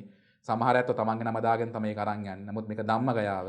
ඉන්දියාවේ බුද්ධගයාව තියෙනවා. බුද්ධගයාවයි ධම්මගයාවයි ලෝක එකතු වේවි. යමෙකුට ධර්මයේ දකින්න ඕන, තමන් දකින්න ඕන නම් ධර්මයේ දකින්න බුදුන් වහන්සේ දේශනා කරයි. ධර්මයේ දකින්න වෙනුවෙන් අපි ධම්මගයාව නිර්මාණය කළා. එතෙන්ට වඩිනකොටම වටේ කුලප් වුණා. නැවතත් ප්‍රශ්නයක්. නැවතත් ඊළඟ ප්‍රශ්නය. අවසානයේ පන්සලේ හාමුදුරුවෝ මෙහෙවනවා මාව විනාශ කරන්න. පමුණුව පැත්තේ පන්සලක ස්වාමින් වහන්සේ නමක් මාව මෙහෙවනවා දායකයෝ මාව විනාශ කරන්න. මම එතෙන්දී බොහෝ පිරිසක් දන්නවා ඇත්ත කතා. කටවුට් ගහනවා පාරේ එහා කොනින් ඉඳන් මෙහා කොනට අභිනව ආරාමයට අපගේ බලවත් විරෝධය කියලා. තවමත් ඒ පුස්තකාල දර්ශන මයිගාව තියෙනවා. දහම් පාසලේ ගුරුවරු ළමයි ඇවිල්ලා කටවුට් ගැහුවේ. කාටද? පන්සලකට සහ භික්ෂුවකට විරුද්ධව. ඔබ වහන්සේ නීති ප්‍රශ්න මතවද? නෑ නීති ප්‍රශ්න දාන්න විදියක් තිබුණ නැත්තේ ඔප්පුව තියෙන්නේ මගේ නමට. ඒ නිසා නීතිමය පැත්තෙන් යන්න බැරි හේතුවක් තිබුණා. මොකද පන්සලක් එහෙම නවත්තන්න බෑ. පුද්ගලික දේපලක් වශයෙන් තියෙනවා නම් දැන් මගේ පුද්ගලික දේපලක් වශයෙන් ඒක සම්මුති සමාජයේ තිබුණා. මගේ හදවතින් මේක මම ධර්මයට බුද්ධයාවට ඉන්දියාවේ වජිරාසයෙන් පූජා කරලා ඉවරයි. මට පුද්ගලික දේපල තියාගත්තේ මම අනාගතේන ප්‍රශ්න වලට මුහුණ දෙන්න ඕන නිසා. ඒ වගේම ඒ අවසානයේ එක ගඩොලක්වත් උස්සන්න එපා කිව්වා. ඉස්සුවත් මරනවා කිව්වා. මගේ මූණටම කිව්වා. මං කොයා මාව මරන්න. හැබැයි මම දිව්‍ය ලෝක යනවා. නුඹ අපාය යනවා. අවසානයේ වැසිකිලි වලවල් පන්සලට හරවනවා. දවසක් මම අම්මගේ මරණයට ගිහිල්ලා එනකොට බෝධිය ගාව දක්වා වැසිකිලි වලේ අපද්‍රව්‍ය වලේ ජලය වතුර කාන්දු වෙලා. අවසානයේදී යට ඇඳුම් වනනවා මට පේන්න. වැලේ ඉරිදා සවුන්ද අඟහරුවාද බදාද බ්‍රහස්පති සිකුරාදා සෙනසුරාදා පාටින් පාට ඇඳුම් ටික තියෙනවා. ඉතින් ඒ පාට දිහා බලා මම එකක් හිතාගත්තා. ඔබ මට යට ඇඳුම් පෙන්වන්න ඔබගේ ලිංගිකත්වය ප්‍රදර්ශනය කරන්නනේ. තාප්පේ කොනේ තියෙන හොඳට පේනවා අවසානයේ. ඒත් මගේ යාළුවෙක් කිව්වා සාමින් වහන්සේ කිතුල් වතුර ජූස් එකක් ගහන්නද කියලා ඒකට. අයිමත් යට ඇඳුම් අඳින්න කන්නේ නැහැ කියලා. නමුත් මම මුකුත් කරන්න එපා. මම විශ්වයට බාර දුන්නා. පුළුවන් නම් මේක විසඳන්න නැත්නම් ඉවර කරන්න. මාව. අවසානයේ සියල්ල විශ්ව හාස්කම් වශයෙන් මිනිස්සුත් සත්‍ය අවබෝධ කරගත්තා. ස්වාමින් වහන්සේ දවසක් මට ඇවිල්ලා කිව්වේ ඇයි මෙතන මොකක්ද හෝ මේ කරන්නේ? මම කෝ කරන දේ පේන්නේ නැද්ද ස්වාමින් වහන්සේ? භික්ෂුවක් ඉන්නවා ධර්මයේ වෙනුවෙන් ආයතනයක් හදලා තියෙනවා. අවසානයේ එකක් කිව්වා මගේ වැයික්කියට එහෙම එන්න බෑ කෝ කාටවත්. මං කෝ වැයික්කිය තියෙන්නේ කාටද? අවසානයේ එහෙම මහා ගැට්ටනයක් ඇති වෙලා මං කෝ ඔබ වහන්සේ එකක් කරන්න පුළුවන් නම් උසාවිය ගිහලා නඩු දාන්න. එච්චරයි. ඒකනේ හොඳම තැන. මම ඉදිරිපත් වෙන්නම් ඔබ ඉදිරිපත් වෙන්න. අවසානයේ එතෙන්ට ගියෙත් නැහැ. නමුත් යටින් මිනිස්සු මෙහෙवला බුද්ධ ශාසනයේ ඇති බෞද්ධයෝ වෙහෙරක් ආරාමයක් ධර්මයේ ප්‍රතිෂ්ඨාපනය කරන තැනකට විරුද්ධව මානසිකත්වයක් හදලා අපාගත කෙරෙව්වා. අවසානයේ යන පාර පවා බ්ලොක් කරා. හැබැයි මම නිහඬ කරුණාවෙන් යුක්තව මෛත්‍රී කරා මේ විශ්වය මාව රැගෙන යාවි යන්න තාක් කල්පුර 8 වෙනි දවසේ තියාගනීවි යම් තාක් දුරකට. අවසානයේදී ඒ සියල්ල නිමාවත් එක්කම අද එවැනි ප්‍රශ්න නැහැ. අද වෙනකොට මහා වැහි වැහැලා මහා කුණු ගල් පාර ඔක්කොම ටික එහාට මෙහාට වෙලා දැන් ජලය නිසලව ගලනවා 8 වෙනි දවසේ 10 වෙනි අවුරුද්ද වෙනකොට. හැබැයි මම දන්නේ හෙට දවසේ අයමත් මේක සුනාමියක් වේද කියන්නේ. හැබැයි මම සූදානම්. ඕනම දෙයකට රැල්ලක් ආවත් මම සූදානම්. සුනාමියක් ආවත් මම සූදානම්.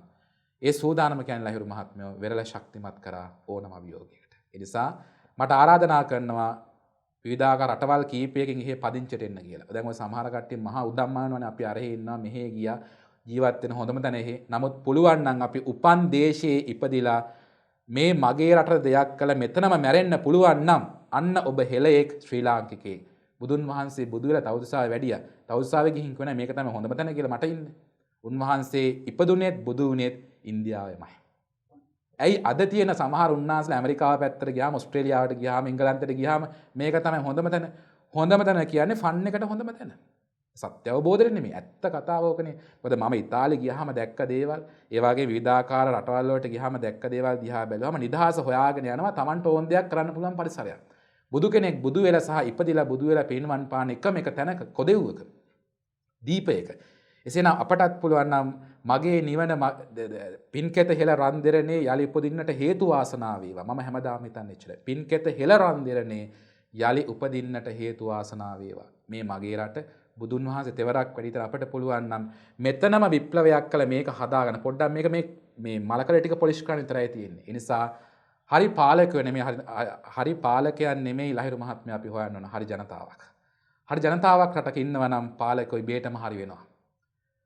අපි හොයන්න ඕන හරි මාධ්‍යවල නෙමෙයි හරි ප්‍රේක්ෂකයෝ. අපි හොයන්න ඕන හරි කලාකාරයෝ නෙමෙයි හරි ප්‍රේක්ෂකයෝ. අපි හොයන්න ඕන හරි යම් නායකයෙක්වත් පාලකයෙක්වත් නෙමෙයි හරි සමාජයක් අපට හදාගන්න පුළුවන් නම් අපි හරි භික්ෂූන් නෙමෙයි අපි හොයන්න ඕන හරි ධර්මය. අන්න එවිට අපිට මේ සමාජයේ ලෝකය හරි ස්වභාවයටපත්. එතකම් මේක වැරදි. ඒ නිසා ලංකාවේ ඡන්දෙට කතිරේ ගහනවා. හැමදාමත් වැරදි එකා තමයි ඇතුළට යන්නේ. ඉන්දියාවේ හරිය දානවා. අපේ කරන්නේ හරිය කියලා හිතාගෙන වැරද්ද ගහලා එනවා. ඉන්දියාවේ හරිය කියලා හිතන හරිය දාගෙන එනවා. ඒ නිසා මේ සමාජය චේන්ජ් කරන්න ඕන අපි ඉස්සලා අපි චේන්ජ් වෙන්න ඕන හරි පැත්තට. ඒ හරි පැත්තට චේන්ජ් වෙනකොට අපිට තේරෙනවා අපිට යන්න ඕන දිශාව අපිව මෙහෙවන්නේ විශ්වය යම් බලවේගය. ඒ නිසා මේ කතාව හරි අමුතු කතාවක්. ඒ අමුතු කතාව තුළ එඩිට් නෑ. අන්එඩිටඩ්. ඒක අන්එඩිටඩ් මේක අමුයි. හැබැයි බොහෝ තැන් වලට වදිනවා.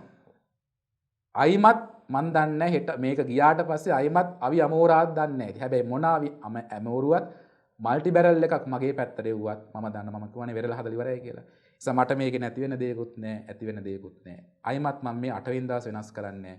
ඒ නිසා මම මේක ඉපදුනා අවුරුදු 25න් මගේ ජීවිතේ භ්‍රමණයකටපත් කරා 360කට. අයිමත් මම කොණ්ඩේවල කට්ටයක් ගහන මේ જાතිය මම යන එකක් නැහැ. අයිමත් මම ඩෙනිම් ආසාවෙන් ඔතෙන්ට වැටෙන එකකුත් නැහැ. මට අයිමත් ගෑණියෙක් එක්ක ගිහිල්ලා විවාහ ජීවිතයක් හදාගෙන දරුවෝ දකින ආසාවක් සිහිනයක් නැහැ. එකයි තියෙන්නේ. යලි මේ පින් කෙත හෙළ රන්දරනේ මේකට යමක් කළා සත්‍ය බුදුදහම ජීවමාන කළා. ප්‍රතිපත්ති ශාසනයක් තුල වැඩ ඉන්න පුළුවන් නම් මම බුදු වෙලා කියලා කියන්නේ නැතුව රැස්වලල් ඉෆෙක්ට් එකෙන් ඔළුවෙන් යවන්නේ නැතුව අපට පුළුවන් නම් මේ සමාජයට යථාර්ථවාදී භික්ෂුවක් බුදුන්ට වග කියන බුදුදහමට අනුගත වෙත්ත බුදුන් සරණ ගිය ඉදිරිපත් කරන්න අන්න එදාට මේ බෞද්ධ සමාජය මීට වඩා හරි බෞද්ධ සමාජයක් බවට පත් වෙනවා. දැන් ඔබ වහන්සේගේ මේ ජීවිත කතාවේ මෙවැනි හැංගිච්ච දේවල් අතිශය බැරෑරුම් දේවල් පළමු වරටද මාධ්‍ය හෙළි කරේ. ඔව් යම් තැන්වලදී යම් පැතිකඩවල පමණක් ඉදිරිපත් කරා මේ වගේ විවරණයක් කරේ පළවෙනි අවස්ථාව. හැබැයි මේ විවරණයක් 20ක් 30ක් පමණයි. තවත් තිබෙනවා. තවත් හැබැයි මම ඒවා කියන්නේ නැහැ තේරුමක් නැහැ. අපිට ඕන අපේ කතා කියන්නේ මේ අපේ කතා පොඩ්ඩක් කියලා බුදුවරයෙක්ගේ පණිවිඩය අරන් යන්න පුළුවන් නම්. මගේ කතාව අඩු කළා බුදුවරයෙක්ගේ ජාතක කතා 550නේ තියෙන්නේ. හැබැයි සුවාසු ධර්මස්කන්ධයක් කියලා නිවන් මඟ වෙන්නේ. ඕකම ඇතිනේ. දැන් මේ ඔබ වහන්සේ පැවිදි ජීවිතයට ඇතුළත් වෙන්නේ අවුරුදු 25 දී. ඔව්. සාමාන්‍ය මට ඔබ වහන්සේගෙන් අහන්න තියෙන ප්‍රශ්නයක් තමයි කියන්නේ පැවිදි ජීවිතයට ඇතුළත් වෙන වයස භික්ෂුවකගේ අනාගතයට බලපානවද? ඒක ඒකාන්ත වශයෙන් බලපානවා. කොයි ආකාරයෙන්ද? ඒක බලපාන විමුක්ති ගමන වෙනුවෙන්. කුඩා කාලේ මහාන කරෝතින් මහාන වෙන්නේ නිවන් දැකීමේ ආසාවකින් නෙමෙයි. මොකද ඔබ ප්‍රශ්න කළ බලන්න පොඩි හාමුදුරනේ ඇයි මහා වුනේ කියලා උත්තරයක් නැහැ. නමුත් බුදුන් වහන්සේ ආස්වාදය ආදීනවේ නිස්වරණය ආස්වාදය කරලා එන්න කිව්වා. දැන් ලහිරු මහත්මයාට දැන් පැවිදුණොතින් ඔබතුමාට පැවිදි ජීවිතය ගත කරන්න ලේසි. මොකද මේ ගිහි ජීවිතයේ බැමි ටික දන්නවා. ඇල් නැතෙන් ගැට නැතෙන් රසය නොරසය දන්නවා. නමුත් ආස්වාදය ආදීනවේ නිස්සරණය. ආස්වාදය කරලා වරෙල්ල මෙතෙන්ට. මොකටද? ආස්වාදය කරපු තැන්වල අඩුව දකින්න. කාමුක ලෝකයේ ගිහි ලෝකයේ රාගය ආදී දේශය අඩු ගානේ ගෑන් ළමයිගේ අතින් හරි අල්ලලා ඉන්නකෝ. ලිංගිකව එකතු වෙලාවත් කමක් නැහැ ගිහි ජීවිතේ. ඒක සාමාන්‍ය දෙයක්. ගැහණියෙක් පිරිමියෙක් එකතු වුණා. ඒ වගේම ගණිකාවක් එක්ක හරි කමන්නේ ඉඳලා වරෙල්ලා. මොකද එතකොට එහෙම ආපු කෙනා අයිමත් ඕක කඩාගෙන යන්නේ නැහැ. ඒ අත්දැකීම දන්නවා. ඒ අත්දැකීම දන්නවා. ඒකේ මහා විඩාව දන්නවා. ඒකේ මහා කුණු ගඳ දන්නවා. ඒකේ මහා පිලී ගඳ දන්නවා. එහෙම දැනගත්ත කෙනා හරියට ඒක බඹරු වහන්නේ මලේ මිසක් අසුචි ගොඩ නෙමෙයිනේ. නිසා ඔබට පුළුවන් නම් අන්නේ කෙලෙස් සහිත කෙලෙස් ගඳ දකින්න. කෙලෙස් ගොහරුවේ පිලී ගඳ දකින්න අයිමත් එතෙන්ට වැටෙන්න එතනින් ගැලවෙන දෙක හොයනවා. ඔබ වහන්සේ විශ්වාස කරනවා දැන් වර්තමානයේ භික්ෂුව සම්බන්ධයෙන් විවිධ විවේචන තිබෙනවා. විශේෂයෙන්ම දැන් රංජන් රාමනායක වැනි රාජ්‍ය අමාත්‍යවරයෙක් විවේචන එල්ල කරනවා. උන් දකින්න පැතිකඩ. ඒටත් මේ භික්ෂුවක් මහණෙමේ වයස බලපානවා කියලා ඔබ වහන්සේ විශ්වාස කරනවද? ඒකාන්ත වශයෙන් බලමු. යම් කිසි කෙනෙක් හරි වයසේ මහණවතින් හරි තැනකින් ආවොතින් කවදාකවත් රංජන්ට ඔය කතා කියන්න වෙන්නේ. හැබැයි අතීතයේත් ඔය වගේ ප්‍රශ්න බුද්ධ කාලේ තිබුණා. සමහර වඳුරන් එක්කත් සමහර පුතග්ජන ස්වාමින් වහන්සේලා ලිංගිකව එකතු වෙච්ච ක්‍රමවේදයක් දහම් පොතේ තියෙනවා. ඒ නිසා අපි රංජන්ගෙන් අහන්න කැමති මේක වෙන්නේ බෞද්ධ ආගම විතරද? කතෝලික ආගමේ ඕක නැද්ද? ඉස්ලාම් ආගමේ මේ සිද්ධිය නැද්ද? සිස්ටම් එක නැද්ද? හැබැයි අපි බෞද්ධ ආගම බේර ගන්න මොන ආගමේ කරත් මේක වැරදි.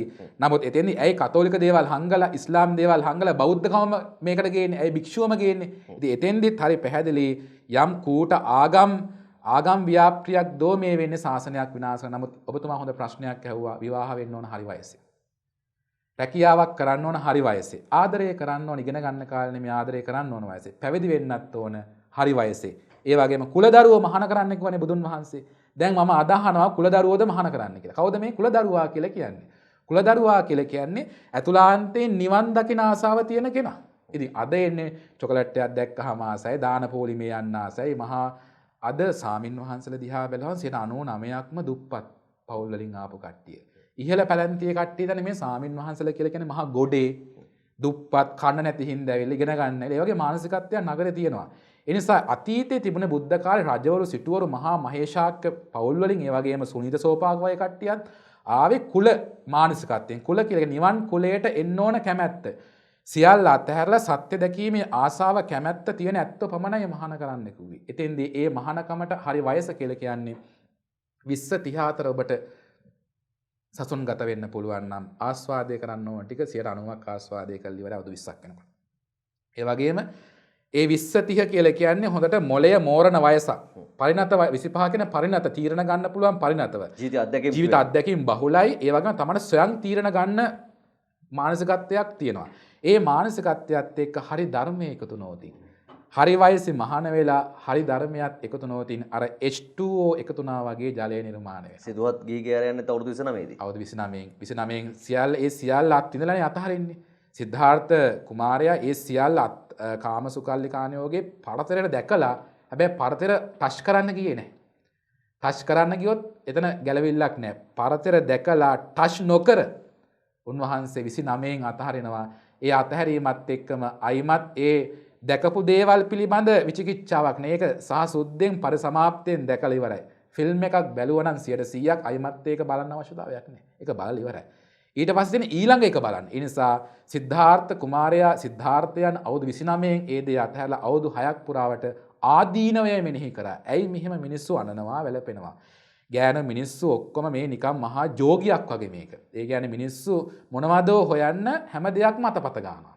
ඒ කියන්නේ කෑමක් කෑවට හිත වදින්නේ නැහැ. ඒ කියන්නේ ලිංගිකත්වයේ පදනම් වෙච්ච සංසාරයක් තුල හැම දෙයක්ම කරන්නේ ලිංගිකත්වයක් වෙනුවෙන්, කාමත්වයක් වෙනුවෙන්. ඒ නිසා අද ඔය සමහර ඇත්තෝ කුණුහරුප කියලාත් නිලිය වෙනවනේ. ඔය හොඳම උදාහරණ කුවෙට් කුමාරි.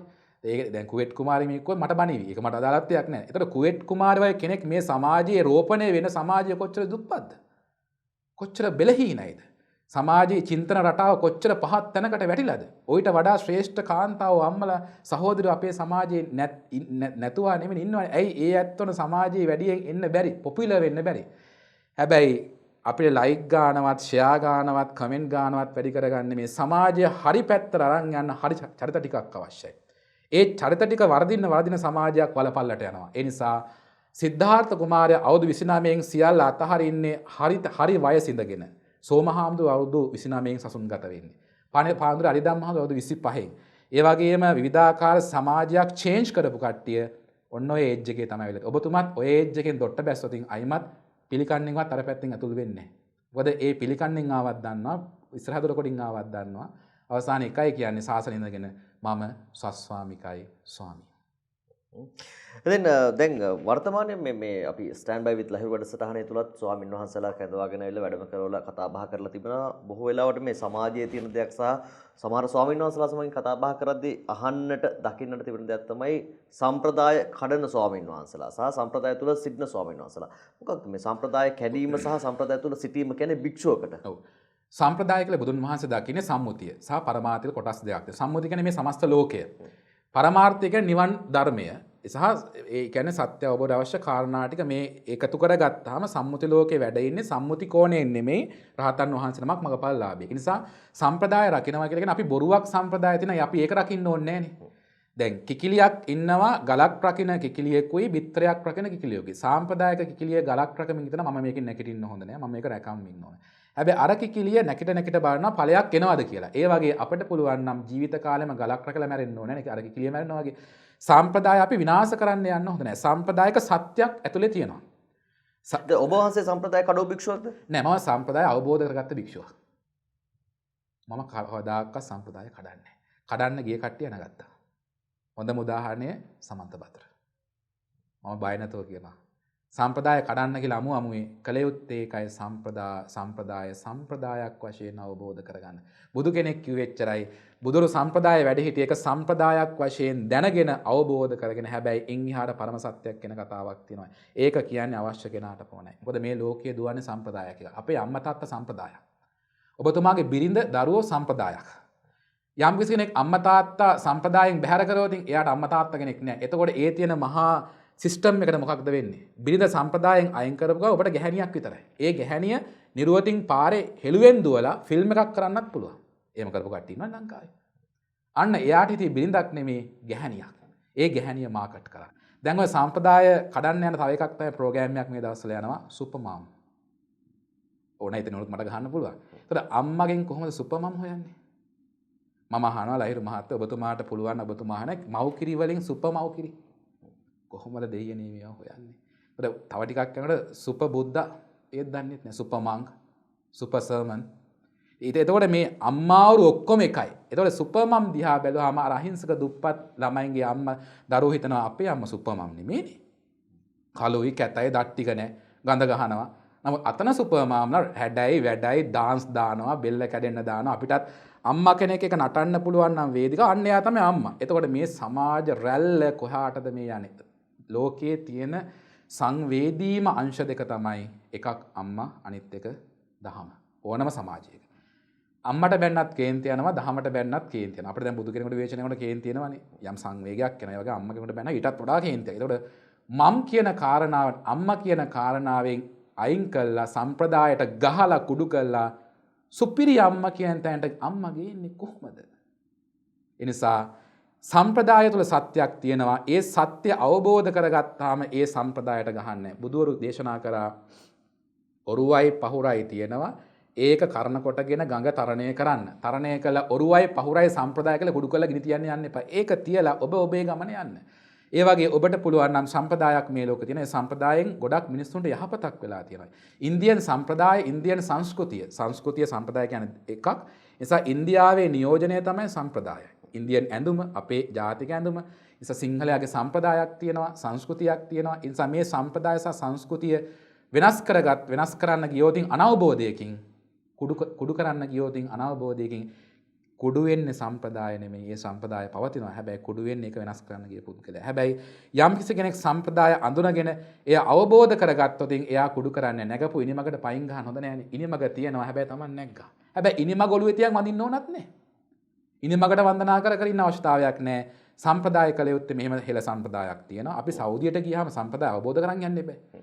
සම්ප්‍රදායෙන් පැනව බෙල්ල කපන් තමයි එන්න ඉන්නේ. හැබැයි කුවේට් කුමාරය සෞදියට මෙලහට හත් වතාවක් නෙමෙයි 100 වතාවක් බෙල්ල කපලා. අනුපළු ටිකක් කපන ඔහොම නටන්න එපා. ඒ ඊතර කියන්නේ මොට සම්ප්‍රදාය හරියට දන්නේ නැති සමාජයක්ද සම්ප්‍රදායෙන් අයින් වෙච්ච සමාජයක් තුළ වල් වදින් ඉක්මනටම ඔන්න වගේ චරිත. සම්ප්‍රදායෙන් ශක්තිමත් තැන්වල ඒ වගේ වල් පැලවලට රෝපණය වෙන්න බෑ. දැන් ඉන්දියාවේ සාමාන්‍ය දැඩි හින්දු සම්ප්‍රදායක් තියෙනවානේ. ඒ දැඩි හින්දු සම්ප්‍රදායක් තුළ ලේසියෙන් කෙනෙකුට සම්ප්‍රදාය කඩන්න බෑ. ඕනම හින්දු චිත්‍රපටයක් පටන් ගන්න හින්දු දෙවියෙක්ගේ. ඒ වගේම එහෙම හින්දි ගීතයකම හින්දි ඇඳුම තියෙනවා, ඒ රටාව තියෙනවා. ඒක තියෙනවා. තියන්නේ සම්ප්‍රදාය තමයි ජීවනාලිය ලෝකෙට යනකොට. ඒ ජීවනාලිය නැතුව ගියොත් අපිට නිකන් සම්ප්‍රදායක් නැති අම්මප්පෙක් නැති කෙනෙක් බවට පත් වෙනවා. සමහර කට්ටිය ආගම් නිරාගමිකයිනේ. නිරාගමිකයි කියන්නේ සම්ප්‍රදායෙන් ඔබ්බට යන්නේ. සම්ප්‍රදායෙන් ඔබ්බට ගියේ නෑ Taman හොට බිම යන්නේ නැත්තා. ඒ නිසා යම් සාම්ප්‍රදායික වශයෙන් ශක්තිමත් සමාජයක් තුල යම් සත්‍යයක් පවතිනවා. ඒ සත්‍ය කියලා ඒ සම්ප්‍රදාය කියන්නේ මිනිමරු සම්ප්‍රදායක් නෙමෙයි. ප්‍රභාකරන්ට සම්ප්‍රදායක් තිබුණා. ඒක වැරදි. මේ ඉස්ලාම් සම්ප්‍රදාය වැරදි. බුදුදහමේ සම්ප්‍රදාය කියන්නේ හෙළ සම්ප්‍රදාය කියලා කියන්නේ රටක සම්ප්‍රදාය කියන රටක අභිමානයක්. ඒ අභිමානය තුල ඉඳගෙන අපිට පුළුවන් නම් එහා ඉම දකින්න අන්‍යයා සම්ප්‍රදාය අවබෝධ කරගෙන සත්‍ය දැක්ක උතුමෙක් බවට ඒ සාම්ප්‍රදායික සමාජයේ වැඩ ඉඳීවි. දැන් පිටුදුවේ සාමින් වහන්සේ සම්ප්‍රදායට ගහලා බත් කන්න එන ඒ සම්ප්‍රදායෙන්මනේ. පිටරට ගිහිල්ලා කියනවා මේක කොදෙව්වක් මේක ඉන්නේ නිකම් මහා මිලේච්ඡයෝ. මොකද මම මේ දැකලා අවබෝධයෙන් කියන්නේ වීඩියෝස්. එතකොට අයිමත් උන්වහන්සේ වඩින්නේ ඒ මිලේච්ඡ කොදෙව්වටමනේ. ඒ මිලේච්ඡ කොදෙව්ව සාම්ප්‍රදායික මහා ගෞරවය නිසා උන්වහන්සේ තාමත් චීවරේ ඉන්නේ නැත්තම් ගල් ගහනවනේ. ඒ කොයි කොහොම ගියත් අද සම්ප්‍රදායක නම් චීවරයක් දැක්කහම ගරු කරනවා. හැබැයි චීවරෙට නෙමෙයි ගරු කරන්න ඕනේ. එහි ඇතුලේ ඉන්න අවබෝධයට. හැබැයි චීවරෙත් සම්ප්‍රදායක අනුව පූජනීයත්වයටපත්. ඒ තරමට මේක මහා මේ අපේ හෙළ සිංහල බෞද්ධ සම්ප්‍රදාය ඒ තරමට කෘතගුණ දක්වනවා. දැන් ඔබතුමා හොඳ පූජනීය චරිතයක් නම් ඔබතුමා පානය කරන මේ වතුර වේදුරුවත් මහා පූජනීය වේවි. ඒ නිසා බුදුරුන්ට සම්ප්‍රදායක් තුන. ඒ නිසායි දලදා හාමුදුරුවෝ අදටත් පූජනීය. දැන් මේ ස්වාමීන් වහන්සේලා විශේෂයෙන්ම ওই විදේශගත ස්වාමීන් වහන්සේලා එහි පන්සල්වල වැඩ වාසය කරන ස්වාමීන් වහන්සේලාත් එක්ක කතා බහ කරද්දී විශේෂයෙන්ම මේ මෙඩිටේෂන් කියන දේ අපි දකිනවා. ගොඩක් වෙලාවට මම වැඩසටහන වල කතා බහ කරලා තියෙනවා ස්වාමීන් වහන්සේලා සමග වැඩම කරුව අවස්ථාවල. දැන් ඔබ වහන්සේගේ දේශනාවලත් මම දැකලා තිබුණා මේ මෙඩිටේෂන් කියන දේ සම්බන්ධ වෙනවා. කොයි ආකාරයේ මෙඩිටේෂන් කියන දේ බුද්ධ සම්ප්‍රදායත් එක්ක බෞද්ධ ධර්මයත් එක්ක බෞද්ධ දර්ශනයත් එක්ක සම්බන්ධ වෙන්නේ මොකක්ද මේකේ ඇත්තටම මේ හරියට වෙනවද? ඔව්. ඒකත් හොඳම තියුණු ප්‍රශ්නයක්. භාවනාව හැම ආගමකම තියෙනවා. ඒක බුදුදහමේ විතරක් නෙමෙයි හින්දු ආගමෙත් කතෝලික ආගමෙත් ඉස්ලාම් ආගමෙත් භාවනාව තියෙනවා. නමුත් බුදුදහමේ තියෙන නිවන් මඟ පිණිස කරන භාවනාවක්. වෙන නැතුව දිව්‍ය ලෝකයන්වත් එර්දි පාන්නවත් නෙමෙයි. හැබැයි නිවන් මඟ කරන භාවනාවක් තුල යම් කිසි කෙනෙකුට එර්දිපාන්නත් පුළුවන් හැකියාවක් තියෙන්න ඕන. එර්දිඵල සමාපත්තියෙන්. එසේම විවිධාකාර පිටරට සාමින් වහන්සේලා බුදුදහමේ කියලා කියාගෙන දැන් කෙනෙක් ඇමරිකාවට ගියා නම් එයා ජීවත් වෙන බෑනේ ඇමරිකන් භික්ෂුවක් වශයෙන්. කෙනෙක් රුසියාවේ ඉන්නවා නම් එයා රුසියන් සමාජයට ගැලපෙන භික්ෂුවක් වශයෙන් ජීවත් වෙනවා බුදුදහමේ සම්ප්‍රදාය අමතක කළා. හැබැයි අපි භික්ෂුවක් වශයෙන් මොන සමාජයට ගියත් බුදුදහමේ ඉන්න භික්ෂු සීමාවට හානියක් නොකොට ඒ අරමුණ ඒ සමාජයේ ත්‍රෝපණය කරන්න පුළුවන් නම් අන්‍යයා හොඳ දක්ෂ භික්ෂුවක්. මම මෙතෙන්ට ඇවිල්ලා මම කියනවා ඔබතුමා කියන දේ එහෙයි කියන එක නෙමෙයිනේ. මට පුළුවන් නම් මම අවබෝධ කරගද්දී ඔබතුමාටත් පොඩ්ඩක් කවල යන්න. අන්න සතියක් දෙකක් ඒක වමාර හිතාවි. ඒ වගේ ඔය දැන් ගොඩක් මහායාන භාවනා ක්‍රම හදාගෙන ඒ භාවනා ක්‍රම තුලින් හිතන්නේ ගිහියෝ සතුටු කරන්නේ. විශේෂයෙන් පිටරට වාසීන් විදේශිකයන් සතුටු කළ යම් ගතමනාවක් හොයාගන්න. ඒ නිසා ඒක ඇත්ත කතාව. ඒ වගේම සමහර මහායාන ටෙක්නික් භාවනා ක්‍රම පුරුදු කරන්න ගිහිලා මහායාන ලාමාවරයෙකුයි අපේ ඒ කරන භික්ෂුන් වහන්සේ නමකුයි තිව්වහම අහසට පොළොව වගේ වෙනසක් තියෙනවා. උදාහරණයක් මම කියනවා මේ මෑතක ඔබතුමා channel එකකින් ගියා සුජාත හාමුදුරුවෝ. මම උන්වහන්සේගේ වීඩියෝ එකක් දැක්කා. ඒ කියන්නේ සිංගින් බෝල් එක ගහනවා වැරදි. හැබැයි උන්වහන්සේ මහායාන ලාම කෙනෙකු විදිහට සිංගින් බෝල් එක ප්ලේ කරොත් මෙඩිටේෂන් වෙන එක මහායාන මෙඩිටේෂන් එක සුජාත හාමුදුරුවෝ ඉන්නේ කැලේ.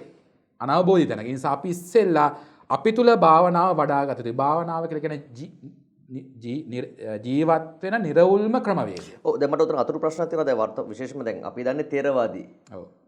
බෞද්ධ ආගම. දැන් මහායාන බෞද්ධ ආගම තියෙන වෙනත් රටවල. ඒතර ඔබ වහන්සේ කතා කරන්නේ දැන් ගොඩක් රට විදේශ රටවල ඉන්න ස්වාමීන් වහන්සේ විශේෂයෙන්ම දැන් සුජාත ස්වාමීන් වහන්සේ වැනි කෙනෙක් මහායාන ආගමත් එක්ක සම්බන්ධ වෙලාද මේ ක්‍රියාකාරකම් කරන්නේ? මහායාන දත් අරගෙන තේරවාදයේ ලේබල් එක ඉදගෙන මහායාන තමයි දෙන්නේ.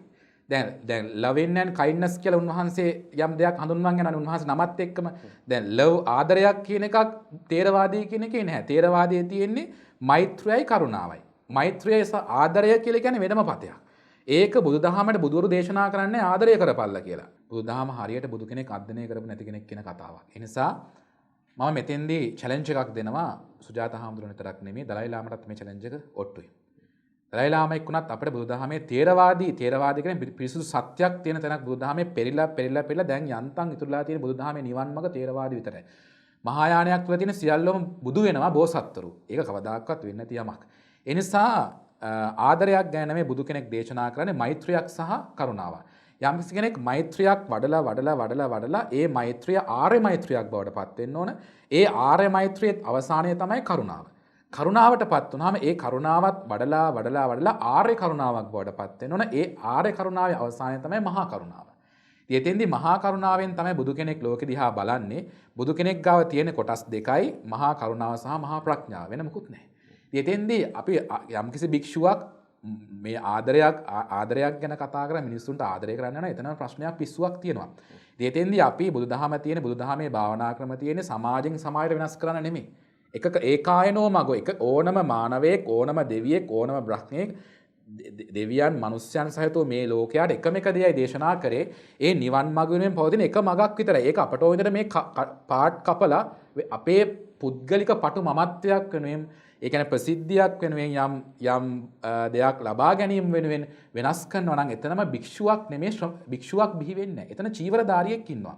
දැන් භික්ෂුවක් බිහි වෙන්නම් කොටස් දෙකක් තියෙනවා. එකක් ඔය ගිහි ජීවිතයෙන් අයින් වුණාම චීවරධාරියෙක් බවට පත් වෙනවා. ඒ චීවරධාරීත්වයත් එක්කම ධර්මධාරීත්වයත් එකතු වෙ යුතුයි. ඔය දෙක එකට එකතු වුණාමයි ආර්ය මහා භික්ෂුවකට අයත් වෙන්නේ. ඉතින් ඔතෙන් චීවරයක් පමණක් තියාගෙන ධර්මධාරීත්වය ධර්මය හදාරන්නේ නැත්නම් හරියට එයා චීවරධාරියෙක්. එයාගෙන් ඔය වගේ දේවල් කියවෙන්න පුළුවන්. ඒ නිසා අපි නිවන හොයන්න ඕන. මම මහණුනේ මම නිවන හොයන්නේ ඇමරිකාවේ ගිහලා ජීවත් වෙන ක්‍රමවේදයක් හදාගන්න නෙමෙයි. ඕස්ට්‍රේලියාවේ ගිහිල්ලා සැපෙන් ඉන්න ක්‍රමයක් හදාගන්න නෙමෙයි.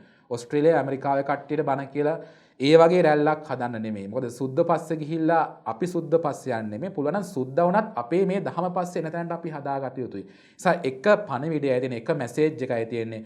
ඒ මැසේජ් එක අපට ඕන විදිහට එඩිට් කරන්න ගියොත් අපි ඉස්සෙල්ලා බුදු කෙනෙකුට කරන මහා අසාධාරණයක්. ඒ අසාධාරණ අපි කල්පගානක් නිරේ පැහෙන්න හේතුවක් වෙයි. ඉස්සෙල්ලාම අපි කරන්න ඕන බුදුදහමේ භාවනා ක්‍රම අනුන්ට ගන්නන්න කලින් තමන් හදාරන්න ඕන. තමන් හදාරලා ඒකේ ඵලයක් ගන්න ඕන. නැතුව තැන් වල ගල් උඩ ගිහිල්ලා ගස් අස්ස ගිහිල්ලා කඳුරට ගිහිල්ලා අර දන්ති දේවල් කරන්න ගියාම ලෝකයේ අභියස හිනාවක්. දන්න කෙනාට ඒක දැක්කම විකාරයක් වගේ පේනවා. මොකද මම මේ වීඩියෝ එකක් දැක්කම මම පොඩ්ඩක් අධ්‍යයනය කරලා බැලුවා.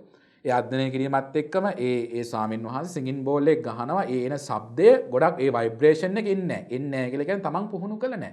එක්ක මහායාන හරියට පුහුණු කරන්න ඕනේ. එක්ක තේරවාදී පුහුණු කරන්න ඕනේ හරියට. නැත්තම් ওই දෙකම හරියට පුහුණු කළා තමන් හරියට බුදුන් දකින්න ඕනේ. ওই දිත්වයෙන් ඉන්න. ඒතකොට යම් කිසිමකට බුදුදහමේ බුදුවරු භාවනා ක්‍රම උගන්වන්නේ නිවන් දැකීමට අවබෝධය ලබා ගන්න. භාවනාවන් වෙන්නේ තමන්ගේ සිතේ අවබෝධ මට්ටම් පළල් වෙනවා. ඒක කරණීය සූත්‍රයේ දේශනා කරනවා. මාන සම්භාව ඒ අපරිමාණං මනසේ අවබෝධය අනන්තය දක්වා වර්ධනය වේ දේ භාවනාවක්. භාවනාව කියලා කියන්නේ සිහියෙන් යුක්තව වාසය කිරීමක්. නැතුව මේ වෙන කැමරාවක් අරන් ගිහිලා යන තැන් වල පටිගත කරලා දාලා වෙනම නිකන් නම් කෑල්ලක් දාගෙන එහෙම ඉන්න තාලේ භික්ෂූන්ට අර මම කියූ ශ්‍රමණේ ආර්ය මහා සංඝරත්නයේ නිවන් මඟ වඩින භික්ෂූන්ද කියන ප්‍රශ්නයක් සමාජය අපිට තියෙනවා. අද සමාජය ගොඩක් ප්‍රසිද්ධ වෙන්නේ ඒ වගේ කට්ටිය. ඒ නිසා ආර්ය මහා සංඝරත්නයේ භික්ෂුවකට ප්‍රසිද්ධියක් අවශ්‍ය වෙන්නේ නැහැ. මොකද උන්වහන්සේ පතන්නේ කෑ නිවන් මඟ විතරයි. ඒ නිසා යම් කිසි කෙනෙක් භාවනාව ගැන කතා කරනවා නම් ඉස්සෙල්ලම භාවනාව ගැන තමන් දක්ෂයෙක් සහ පරිණත අවබෝධයක් තියෙන පුද්ගලයෙක් බවට පත් විය යුතුයි. භාවනාව, සමාධිය, ධානය, ප්‍රඥාව කොටස් හතරයි. භාවනාව කියන්නේ පළවෙනි ස්ටේජ් එක. භාවනාව, සමාධිය, ධානය, ප්‍රඥාව. ඒකයි මම කියන්නේ මම මෙතනදී භාවනාව ගැන විස්තර කරන්න යන්නේ. විවෘත අභියෝගයක් දෙනවා උන්වහන්සේට සහ දලයි ලාමටත් දෙනවා. පුළුවන් නම් එන්න. තේරවාදය හරියට පට්ට ගහලා මේක හොඳට පදම් කළා ඇතුළට ගිලලා නහරගත කරපු භික්ෂුවක් එක්ක ආවොතින් අයිමත් ඉතින් ඒක ඉගෝ එකක් මමත්වයක් නෙමෙයි. එතන අර නිකන් මහා මේරු පර්වතයට ඇවිල්ලා මහා සුළඟක් හැප්පුණා වගේ වැඩක් වෙන්නේ. නිසා අපි එතන පරාජිතයෙකුත් නැහැ, දිනන කෙනෙකුත් නැහැ. හරි දේ ඇත්ත හැමදාමත් ඇත්ත තියපු තැනක ඇත්ත බබලෙනවා. එතකොට අන්ධකාරයේ බොරුව නැති වෙනවා. ඒ නිසා දලයි ලාමත් කන අමු බොරුවක්, අමු ප්‍රෝඩාවක් එතන බුදුදහමක් නේ. ඒගොල්ලෝගේ ආවේනික ලාමා පරම්පරාවක් හැදුවා, ටිබෙට්ටේ සංස්කෘතියක් හැදුවා. බුදුදහමේ සත්‍ය වැහුවා. ඒ නිසා අපිත් එතෙන්ට වැටෙන්න ඕනේ නැහැ. නූතන අවශ්‍යතාවය ලෝකයට දලයි ලාමගෙන් එහාට ගිය චරිතයක් බිහි කරන්න. ස්ටෑන්ඩ් බයි විත් ලහිරු වැඩසටහනේ අවසාන අධීරයේ රැඳී සිටින්නේ ස්වාමීන් වහන්සේ. දැන් මේ ව්‍යායාම කිරීම සහ මේ සටන් කලාව අපි දැන් ගොඩක් වෙලාවට මේ ඉංග්‍රීසි චිත්‍රපටි ගත්තොත් අපි දැකලා තියෙනවා මේ ස්වාමීන් වහන්සේලා සටන් කලාවල නිරත වෙනවා. දැන් මේ වැනි දේවල් වර්තමානයේ සමහර භික්ෂුන් කතා කරන බයයි, සමහර භික්ෂුන් කතා කරන ඒ පිළිබඳව ඔබ වහන්සේගේ අදහස කොහොමද? භික්ෂුවකට ව්‍යායාම සටන් කලාව කැපයිද? භික්ෂුවකට ව්‍යායාමයක් අවශ්‍යයි. භික්ෂුවට සටන් කලාවකුත් අවශ්‍යයි. සම්මා වායාම කියනවනේ බුදුන් වහන්සේ. එතෙන්දී ඒ සම්මා වායාම හෙවත් ඒ කියන්නේ භික්ෂුවගේ ව්‍යායාමය තමයි නිවන් මඟ පිණිස කරන ව්‍යායාමය. නැතෝ බොඩි එකේ ආම් එක හදා ගන්නවත්, කර්ව් එක හදා ගන්නවත්, චෙස්ට් එක සික්ස් පැක්, ඒ කියන්නේ බඩේ සික්ස් පැක් දා ගන්න එකවත්, නැතෝ කොලෙස්ටරෝල් පාලනය කර ගන්න එකවත් නෙමෙයි. භික්ෂුව සතු එකම එක ව්‍යායාමයේ නිවන් මඟ වෙනුවෙන් කරන ව්‍යායාම. අනිත් එක තමයි භික්ෂුව එකම සටන් කලාව කෙලෙස් සතුරන් ප්‍රහාණයට පත් කිරීමේ සටන් කලාවක් වේද. අන්නේයයි භික්ෂුවක් කළ යුතු සටන් කලාව සහ හැදෑරිය යුතු ව්‍යායාම. එතෙන්දී යම් කිසි කෙනෙක් ජිම් යන්න කියනවා නම් එතනම එයා භික්ෂුවක්ද කියලා අපි ප්‍රශ්න කළ යුතුයි. ජිම් එකට ඇවිල්ලා ප්‍රෝග්‍රෑම් එකක් කරනවා නම් මම ඔබතුමා ගාවට මම අහන්නේ දැන් ඔබතුමාගේ මම පොඩි විවෘත ප්‍රශ්නයක් අහන්න. මොකද අපි මේ විවෘතව කතා කරන නිසා. ජිම් එකට යන භික්ෂුවක් දැක්කම ඔබතුමාට වඳින්න හිතනවද හදවතින්ම? වඳ විවෘත ඔබතුමා උත්තරයක් දෙන්න. ජිම් එකට ඔබතුමා ජිම් එකේ ඉන්නවා. මමත් ජිම් එකේ ඉන්නවා. මමත් අර මේ රෙඩ් මිල් එකක් ඉක්මනට මම හොඳ මේ යටකයි සමක් ගාගෙන ෂීට් මේ මොකද මේක දාන් ඉන්න බෑනේ ගියොත් මැරලා වැටෙන්න එනවා. ඉතින් එතෙන්දී මමත් ඒක ඉඳගෙන හායි ලහිරු ගන්නවා. ඔයත් බායි බන්තේ හෝ මොකක් හරි එකක් කියලා ඔයා ඔබතුමා ජිම් එකෙන් යනකොට අර බන්තෙට හෝ කාට හරි පසඟ පිහිටුවා වඳින මානසිකත්වයක් එනවාද? මම ඔබතුමාගෙන් අහන වගේම සමාජමුත් ඒක අහනවා. ඒ හතුලාන් ඒ වගේම ඒ කරන කතාවත් එක්ක බුදු දැන් හිතන්න සරලම උදාහරණේ මම දැක්කොත් බුදුහාරෝ ජිම් එකේ ඉන්නවා මල කෙලියයිනේ එහෙනම් මම අනිවාර්යෙන් මේක ගලවලා දානවා මම දැක්කොත් සරියුත් හාමුදුරු ජිම් එකේ ඉන්නවා අතීතේ මම දැක්කොත් මුගලන් මහරහතන් වහන්සේ ජිම් එකේ ඉන්නවා එහෙමත් මම අනිවාර්යෙන් මට මේක එපා වෙනවා එතකොට ඒ වගේ ඇත්තෝ ඒක සමාජගත කරනවා කියන්නේ නූතන પરම්පරාවල්මත් කරනවා අර කුමාරිය අක්ක ගෙනාවකටත් තමයි ඒ වගේ කට්ටිය සමාජගතොත් වෙන්නේ ඒතෙන්දී ඒ වගේ ඇත්තෝ නාට්‍යකරණයට හෝ රංගන කලාවට ආවදී මාල්නිය පොන්සේකා වගේ මහා ප්‍රශස්ත ප්‍රබුද්ධ කට්ටිය තියෙන තැන මොකක්ද වෙන්නේ? ඒ ප්‍රබුද්ධ කලාවට මොකක්ද වෙන්නේ? යම් කිසි කෙනෙක් ඉස්මතු වෙන්න පුළුවන් විවිධාකාර අසම්මත දේවල් කියලා. අසම්මතයේ ජනප්‍රියත්වය ඉහළයි. සම්මතයේ යමක් හදාරලා ඒ වගේ තැනකට ආපු කට්ටියට කොච්චර ලපයක් ඇති වෙනවද, කැලලක් ඇති වෙනවද අර වගේ තැනක. හැබැයි ඒක සමාජයට බාරයි. ඒ කියන්නේ සමාජයේ ප්‍රබුද්ධ කළ යුතුමයි. සටන් කලාව? ඔව් සටන් කලාවෙත් තියෙන එකයි කෙලෙස් සතුරන් දමනය කරන සටන් කලාවක් කරන. එතෙන්දී ඔය ෂැවලින් ජෙට් කුණ්ඩු කරාටේ වගේ දේවල් ෂැවලින් භික්ෂූන් වහන්සේලා අරන් ගියා. හැබැයි ඒකත් තේරවාදී බුදුහාමුදුරු නෙමෙයි. තේරවාදී සම්ප්‍රදායන සටන් කලාවක් නෙමෙයි. සටන් කලාව එකම එක සටන් කලාවයි තියෙන්නේ. ඒ තමයි මනස මෙහෙයවලා භාවනාව කියන සටන් කලාවක්. ඒ වගේම ජිම් යන්න ඕනේ නැහැ කෙනෙකුට.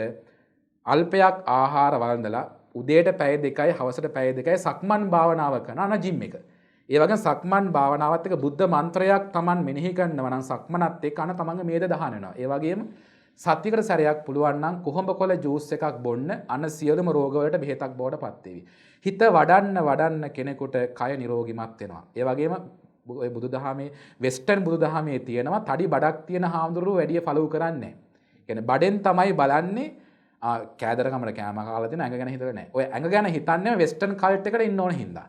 තඩි බඩක් ඇත්තම තියෙන්න ඕනේ නැහැ. තඩි බඩකින් කියන්න පුළුවන් බඩ වැඩි නම් එයාගේ ආධ්‍යාත්මික ගැන එයා හිතලා නැහැ. එයා කැම පාලනයක් කරලා නැහැ. එයාගේ කට ගැනම තමයි හිතලා තියෙන්නේ. ඒ නිසා දැන් තඩි බඩක් බාන නැත්තෝ ජිම් එකට ගියා ජිම් එකට යන්නේ කොහොමද? බඩ හරි අඩු කරගන්න. ඒ නිසා ඔබ බලන කෑම අවම කරලා ප්‍රණීත කෑම වැඩියෙන් කන ආසාව අඩු කරලා ඩෙසර්ට් 10ක් තියෙනම් 10ම කන්න එපා. ඒ 10න් හොඳම දේ තෝරගන්න. ඒක නම් ස්වල්පයක් කන්න. ඒ වගේම ප්‍රත්‍යක්ෂණය පැහැදිලිව කියන තමන් කන්නේ කුමකටද? තමන් වළඳන්නේ. ඒ නිසා උදේට පැය 2යි හැන්දෑවට පැය 2යි සක්මන් කරන්න පුළුවන් නම් මුළු ඇඟටම ව්‍යායාමයක් හම්බ වෙනවා. අමුතුවෙන් ජිම් එකට යන්න ඕනේ. ඒක තමන්ගේ දෙලවට හිතසුව පිණිස හේතු ආසනා වෙනවා. ඒ වගේම සටන් කලාවේදී එකම එක සටන් කලාව තමයි කෙලෙස් සතුරන් නැසීම සටන් කලාව. ඒ සටන් කලාව තමයි නිර්වුල් වූ භාවනා ක්‍රම, නිර්වුල් වූ යෝග ක්‍රම යම් දෙයක නිරත වෙනවා නම් ඒ කිසිම සතුරෙකුට ධම්මෝ හවේ රක්කති ධම්මචාරී. කරාට දැනගත්තත් අපි රයිෆල් එකකින් දුවොත් ඉවරයි නේ මිනිස්සයා. දැන් සමහරව රාවණා ගැන මල විකාර කියනවනේ. අර මොකද්ද මන් දන්නේ මේ රාවණා සටන් ක්‍රම පුහුණු වෙන්න ඕන, අරක කරන්න ඕන. මොකද හෙළ සටන් ක්‍රම දැන් අද මේ න්‍යෂ්ටික තාක්ෂණයත් එක්ක බැලුවා මේක ඩ්‍රොප් එකක් දැම්මොත් අරුන්ට දුවන්නවත් මේ සමාජයේ අප්ඩේට් වෙලා නැහැ. ඒතකොට යම් කිසි කෙනෙක් අදටත් පන්සල් වල ගිහිල්ලා ඔය මොනවද කුණ්ඩලිනී අවදි කරනවා නම් අරව කරනවා නම් හෙළ සටන් ක්‍රම ගැන කියනවා නම් ඒක හොඳයි. අර මේ රතු ඉන්දියානු වගේ යම් පෙන්නන උත්සවයකට මෙන්න මෙහෙම දෙයක් තිබුණා කියලා. හැබැයි අද තාක්ෂණෙත් එක්ක බැලුවාම පරමාණුවක් දැම්මොත් ඔය ඔක්කොම ඉවරයි. දැන් පරමාණුට ඉතින් එහෙම හිතනකොට සුද්ධු hina වෙන්නේ නැද්ද අපිට? මේ මුන් තවමත් අර නිකන් අතින් පයෙන් නිකන් මෙහෙම එකක් කරලා කරකවලා අද දැන් බෲස්ලි හිටියත් බෲස්ලිත් පරාදයි අද එක වෙපන් එකකට. ඉතින් එතෙන්දී එක තුවක්කුවක තියෙන බලයත් එක්ක අර නමුත් යම් කිසි කෙනෙක් මනස මෙහෙवला මනස ශක්තිමත් කරනවා නම් ධම්මෝ හවේ රක්කති අන්න රැක ගන්නවා රැකෙනවා තමන් පිහිටපු ධර්මයේ ඒ ධර්මයේ පිහිටපු කෙනාට සුනාමියක් ඇවිල්ලා දෙපා ගාව වැඳ වැටෙවි. සුනාමි වෙලාවේදී කිසිම බුදු පිළිමයකට හානියක් වෙන්නේ නැහැ. මොකද බුදුහාමුදුරුවෝ සටන් කලාවේ බුදු පිළිම සටන් කලාවේ ඉන්නේ නැහනේ. ඒ මහා උදම් රළත් ගලාගෙන ගියා හානියක් නොකර. ඒ වගේ මේ මෑතක අපූර්ව සිද්ධියක් සිද්ධ වුණා අපේ ඉන්න ධම්මගයා පරිශ්‍රයක් තුළ. මේ මෑතක තිබුණු මහා හුළඟත් එක්කම මහා කොස් ගහක් අපේ පුංචි බෝධිය උඩට වැටුණා. මම හිතුවා බෝධිය ගන්න දෙයක් නැහැ. බෝධියේ කැලේ ටික තමයි අහුලන්නේ. නමුත් බෝධියක පත්‍රයක්වත් ඒ කොස් ගහ වැටුණත් ඒ බෝධිය හානි නොවන යම් ධර්මතාවයක් සබාදහමේ සහ බුදුදහමේ නියතියක් බුදුදහමේ නියතියකට සබාදහම ගරු කළා. සබාදහම යටත් වුණා. යම් කිසි කෙනෙකුට පුළුවන් නම් සබාදහම අඳුන ගන්න, හිතවදි කරන්න. ඒක තමයි නියමම සටන් කලාව. එදාට ලෝකේ ඉන්න ලොකුම සතුරාවත් ඔබගේ මූණ දැක්කහම නිවේවි. බුදු කෙනෙක්ගේ මූණ දැක්කහම නිවෙනවා. අන්න එදාට අපිට දැන් දෙවියොන්ට අත් පහක් හයක් තියලා තියෙනවානේ. ඒ අත් පහේම විවිධාකාර වෙපන් දාලා තියෙනවා. දැන් අද පුළුවන් නම් බෝම්බෙකුත් දැම්මලා දෙවියෙකුත් හැදුවා නම් හරි. නූතන දෙවියා. නමුත් එතකොට දෙවියෝ එහෙම මහා මේ මිනිඔලු එල්ලගෙන අරව එල්ලගෙන බෙලිකටු මාලාවල් එල්ලගෙන චක්‍රාවුද තියාගෙන ඉන්නේ බය නිසා. එතකොට බුදු කෙනෙක් ගාව ඔය කිසි මේ එකක් නැහැ. අත් දෙක තියෙනවා, ශ්‍රී හස්තයක් තියෙනවා, එච්චරයි. නමුත් බුදු කෙනෙක් ගාව දෙවියෙක්ට එහා ගිය මහා බුද්ධ ශක්තියක් තියෙනවා. ඒ ශක්තිය දස බිම්බරක් මාරසෙන ගෙනකොට ඔන්න සටන් කලාවේ පුහුණු කරපු පළවෙනි ප්‍රගුණය බුදුදහමේ සහ ලෝකයේ සැබෑම සටන්කාරය ගෞතම බුදුන් වහන්සේ.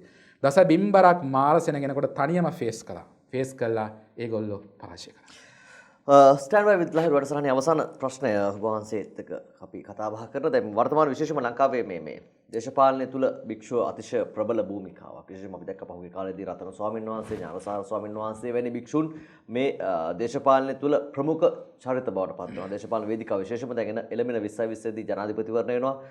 තවදුරටත් භික්ෂුවගේ භූමිකාව කොයි අතට යයිද? භික්ෂුව දේශපාලනය තුළ කොයි වගේ චරිතයක් විය යුතුද? ඔබ වහන්සේ කොහොමද මේ දේශපාලනයට සම්බන්ධ භික්ෂුන් දකින්නේ? ඔව් මම ඒක පුද්ගලික අදහසක් වශයෙන් මම දරලා මම ඒක සරලව සහ කෙටියෙන් උත්තරයක් ලබා දෙනවා. මොකද භික්ෂුව දේශපාලනීකරණය නොවිය යුතුයි. භික්ෂුව ආධ්‍යාත්මීකරණය වෙනවා නම් ආධ්‍යාත්ම භික්ෂූන් මේ සමාජයේ ඉන්නවා නම් අන්න පාලකයාත් ඒ දිහා බලලා පාලකයාත් ආධ්‍යාත්මික වේවි. එවිට වැසියොත් ඒ දිහා බලලා වැසියොත් ඒ ස්වභාවයට පත් වෙයි. අද වෙලා තියෙන ආධ්‍යාත්ම භික්ෂූන් හරි අඩුයි. යම් කිසි කෙනෙකුට පුළුවන් නම් තමන්ගේ ප්‍රතිපත්තිකරක ජීවිතයක් ගත කරලා ඒ ප්‍රතිපත්තිය මත පාලකයාට අනුශාසනා කරලා ඒ පාලකයා තමන්ගේ මතයට නම්ම ගන්න අන්න එදාට මේක ආධ්‍යාත්මික දිවිනක් බවට පත් වෙයි. භික්ෂුවට දේශපාලනය අකපැයි. හැබැයි ආධ්‍යාත්මික ශක්තියක් ලබාගෙන ඉන්න දේශපාලඥයාට රටේ ඉන්න නායකයන්ට ආධ්‍යාත්මික පණිවිඩ ලබා දීලා සුද්ධ කරන්න පුළුවන් නම් ඇතුළාන්තය අන්න එදාට මේ දිවයින නැවත වාරයක් හොඳ යහපත් හැමෝටම ජීවත් වෙන්න පුළුවන් දිවිනක් බවට පත් වෙයි. හැබැයි දෙතිස් කතාවකුත් තියෙනවා කතා කරන්න එපා කියලා බුදුන් වහන්සේ. මම හිතන්නේ භික්ෂුවක් වශයෙන් මම දේශපාලනය කරනවා නම් මම මැරිලා ගිහිල්ලා අපායේ ඉන්න මම කැමති නැහැ. ඒ නිසා මම දේශපාලනය කරන්නේ. මම ඊළඟ ආත්මේ මැරිලා ගිහිල්ලා දේශපාලනය කළා අපායේ අවිච්චියේ ඉන්න මම කැමති නැති හින්දා මම ආද වර්තමානයේ දේශපාලනය කරන්නේ. මම භික්ෂුවට අවශ්‍ය භූමිකාව මම සිද්ධ කරනවා. එච්චරයි. ඔබ වහන්සේ කොහොමද දකින්නේ රතන ස්වාමීන් වහන්සේ සහ ඥානසාර ස්වාමීන් වහන්සේගේ භික්ෂු භූමිකාව? ඒක සමාජයට බාරයි. ඒ දෙනම මට අදාළ නැහැ. මට අදාළ වෙන්නේ ගෞතම බුදුන් වහන්සේ සහ උන්වහන්සේගේ පණිවිඩය විතරයි. ඒ දෙනමම ඒ ස්වාමීන් වහන්සේ දෙනමම සමාජයට බාරයි. බොහොම ස්තුතියි ස්ටෑන්ඩ් බයි විත් ලහිරු වැඩසටහනට සම්බන්ධ වුණාට පැමිණියාට නමස්කාර පූර්වකව ස්තුතිවන්ත වෙනවා වැඩසටහන සමග නිකුත් වෙලා කතා බහ කරාට. තෙරුවන් සරණයි.